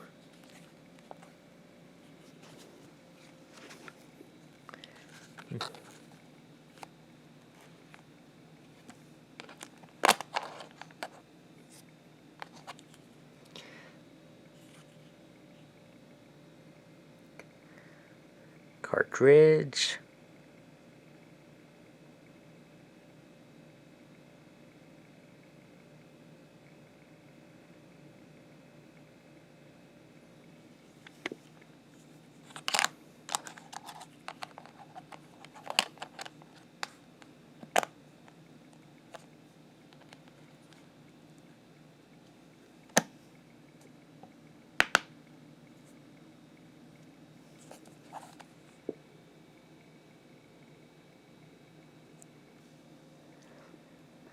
This is the last game in the Nicktoons Unite series.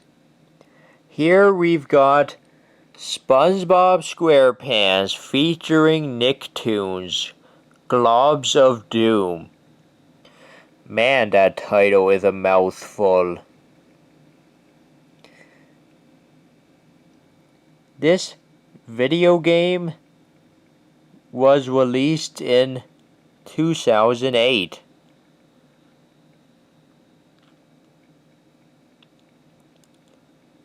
This is the only game in the Nicktoons Unite series to not feature any characters from the Fairly Odd Parents for some reason.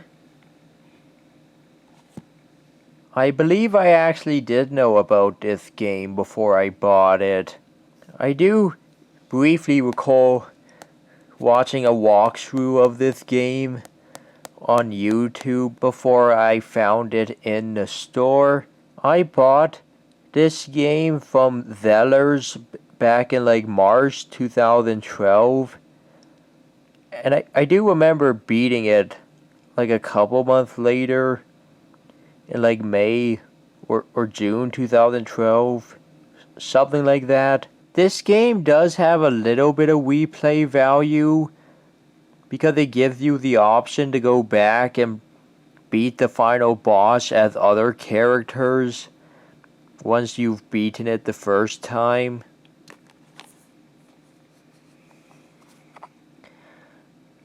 Spine.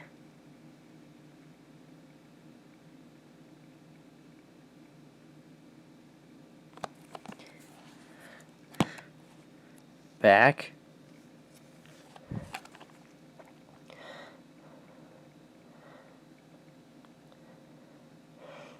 Pretty lengthy description right there.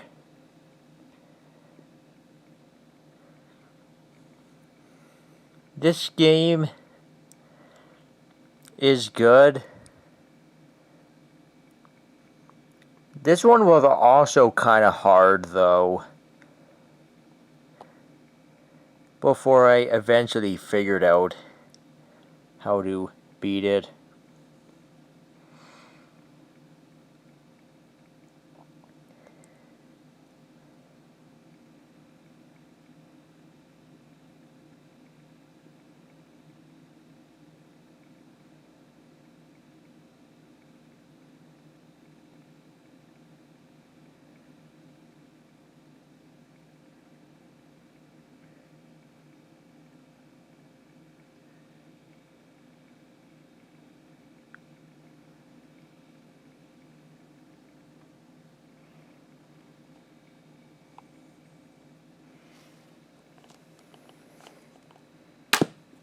Inside.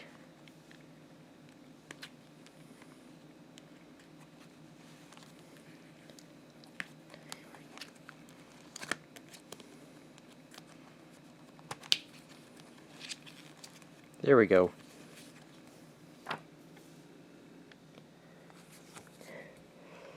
English instruction booklet.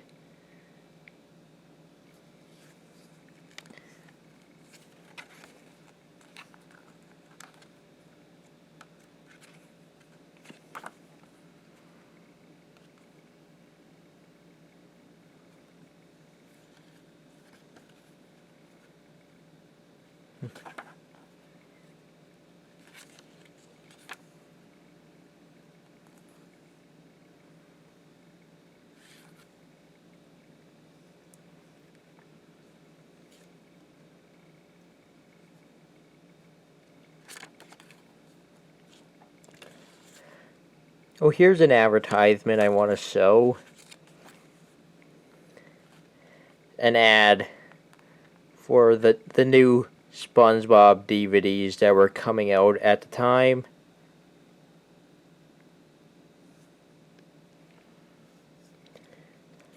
I have all of those.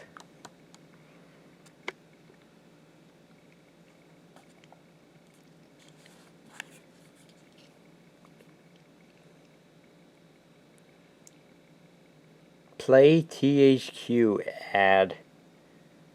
Advertisement.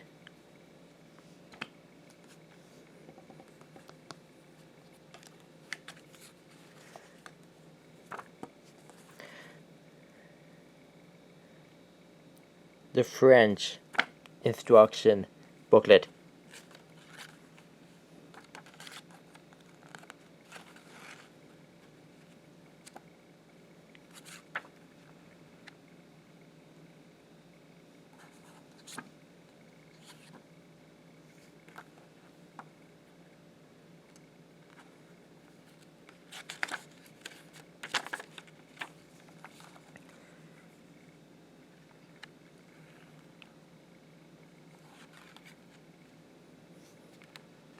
Oh. Well, look, this one bothered to translate the advertisement. Even though the DVD covers are still written in English.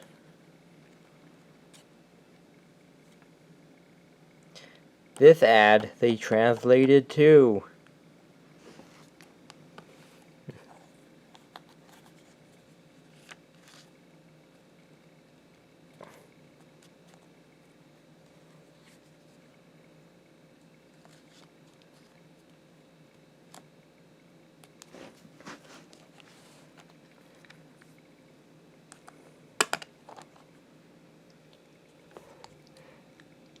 Cartridge.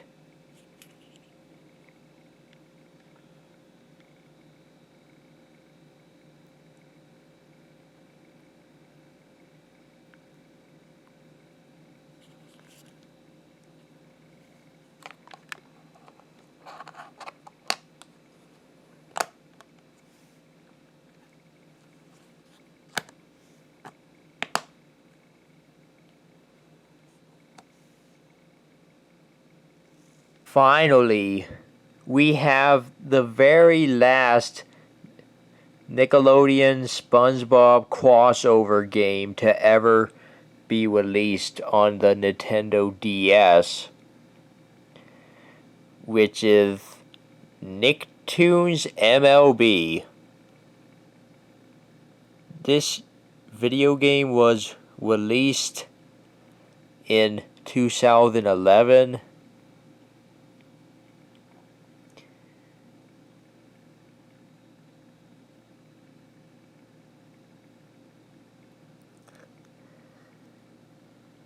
By the way, right there, it's some sticker saying exclusive cards inside tops.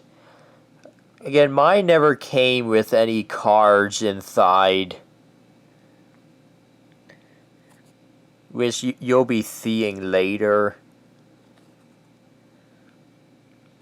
This is some weird sports game. Oops.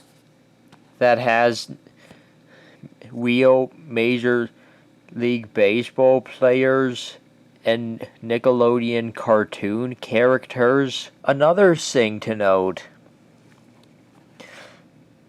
this game was published by 2K Play. I think now they're just called 2K. But apparently 2K Play published a lot of other Nickelodeon related video games around that time. Nicktoons MLB? Surprisingly, I actually didn't know about this game back in 2011 when it was released, because I wasn't following this stuff as closely as I do now. I think I discovered this game a little bit later when I watched some of the trailers of it online in like 2012 or 2013. Originally, I didn't even feel like buying the DS version because I technically already have the same game on the Nintendo 3DS, which I got in March 2013, and I won't go much into the 3DS version in this video. But I got the DS version just for completion's sake and to round up the collection. This DS version I got much later. I bought the DS version off of eBay in October 2020. Oh, there's actually some decent significant differences in the gameplay between the DS and 3DS versions. Maybe because the DS is technically a lower quality system than the 3DS. Spine?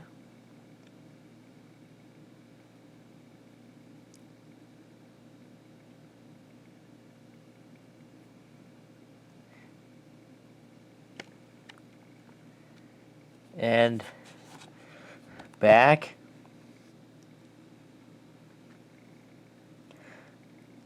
This game is okay.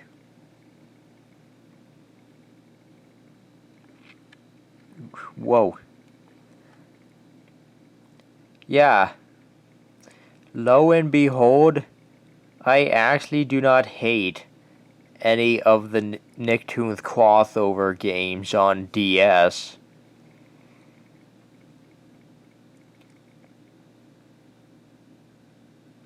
I think all of them are either okay or good.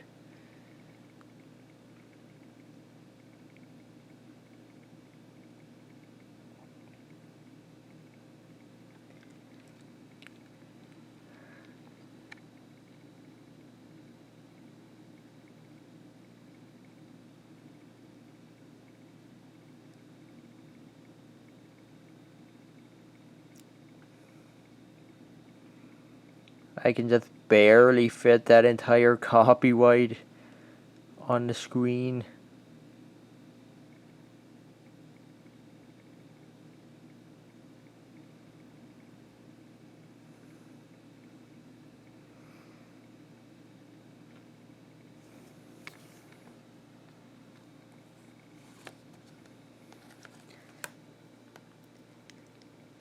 Inside.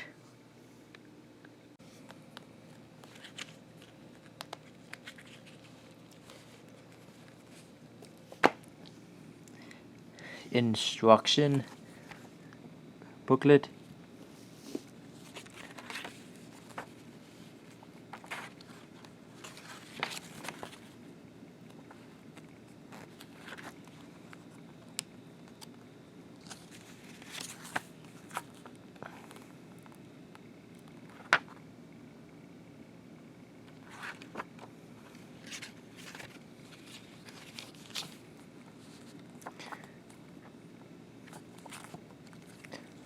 There's SpongeBob.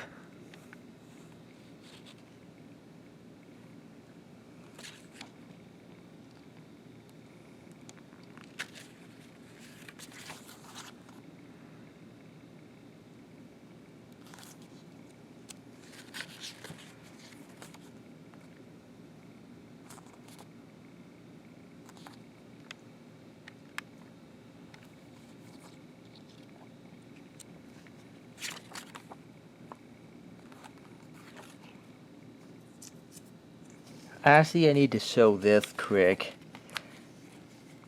Check out how shameless this is. Can I even find it? Yeah, look. They're advertising the Wii version of the same game in their DS version. Look at how much of a shameless plug this is. To be advertising the same game that I already bought on DS, but for another system. Again, you really wanted people to get this game, and you have to advertise it twice. There's an ad for another sports baseball themed game on the back. This manual is surprisingly colorful. In fact, more colorful than most of the others that I showed. Oh, Nintendo DS or Nintendo Wi-Fi connection.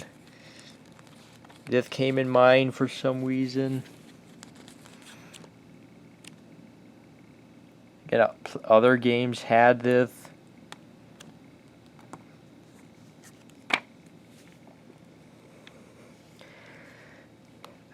There's that health and safety precautions booklet again inside of an EcoBox case.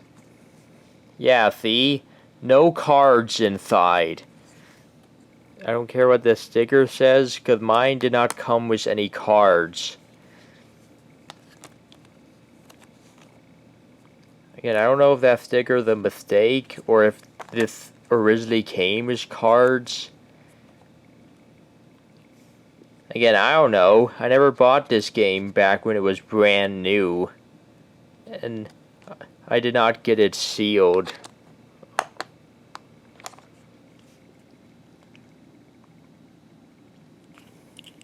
Cartridge.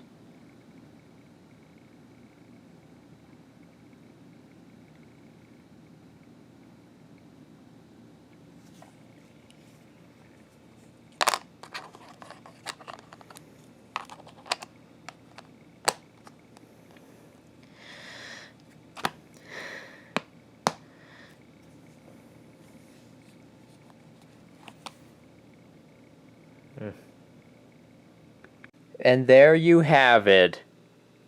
Every single SpongeBob Nintendo DS game that was ever released.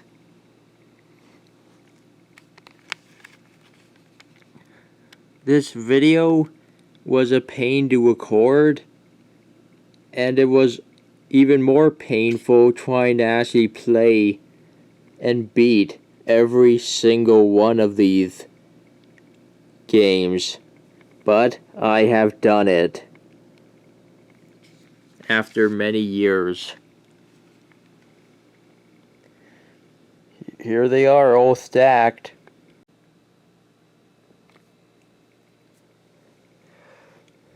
There you go.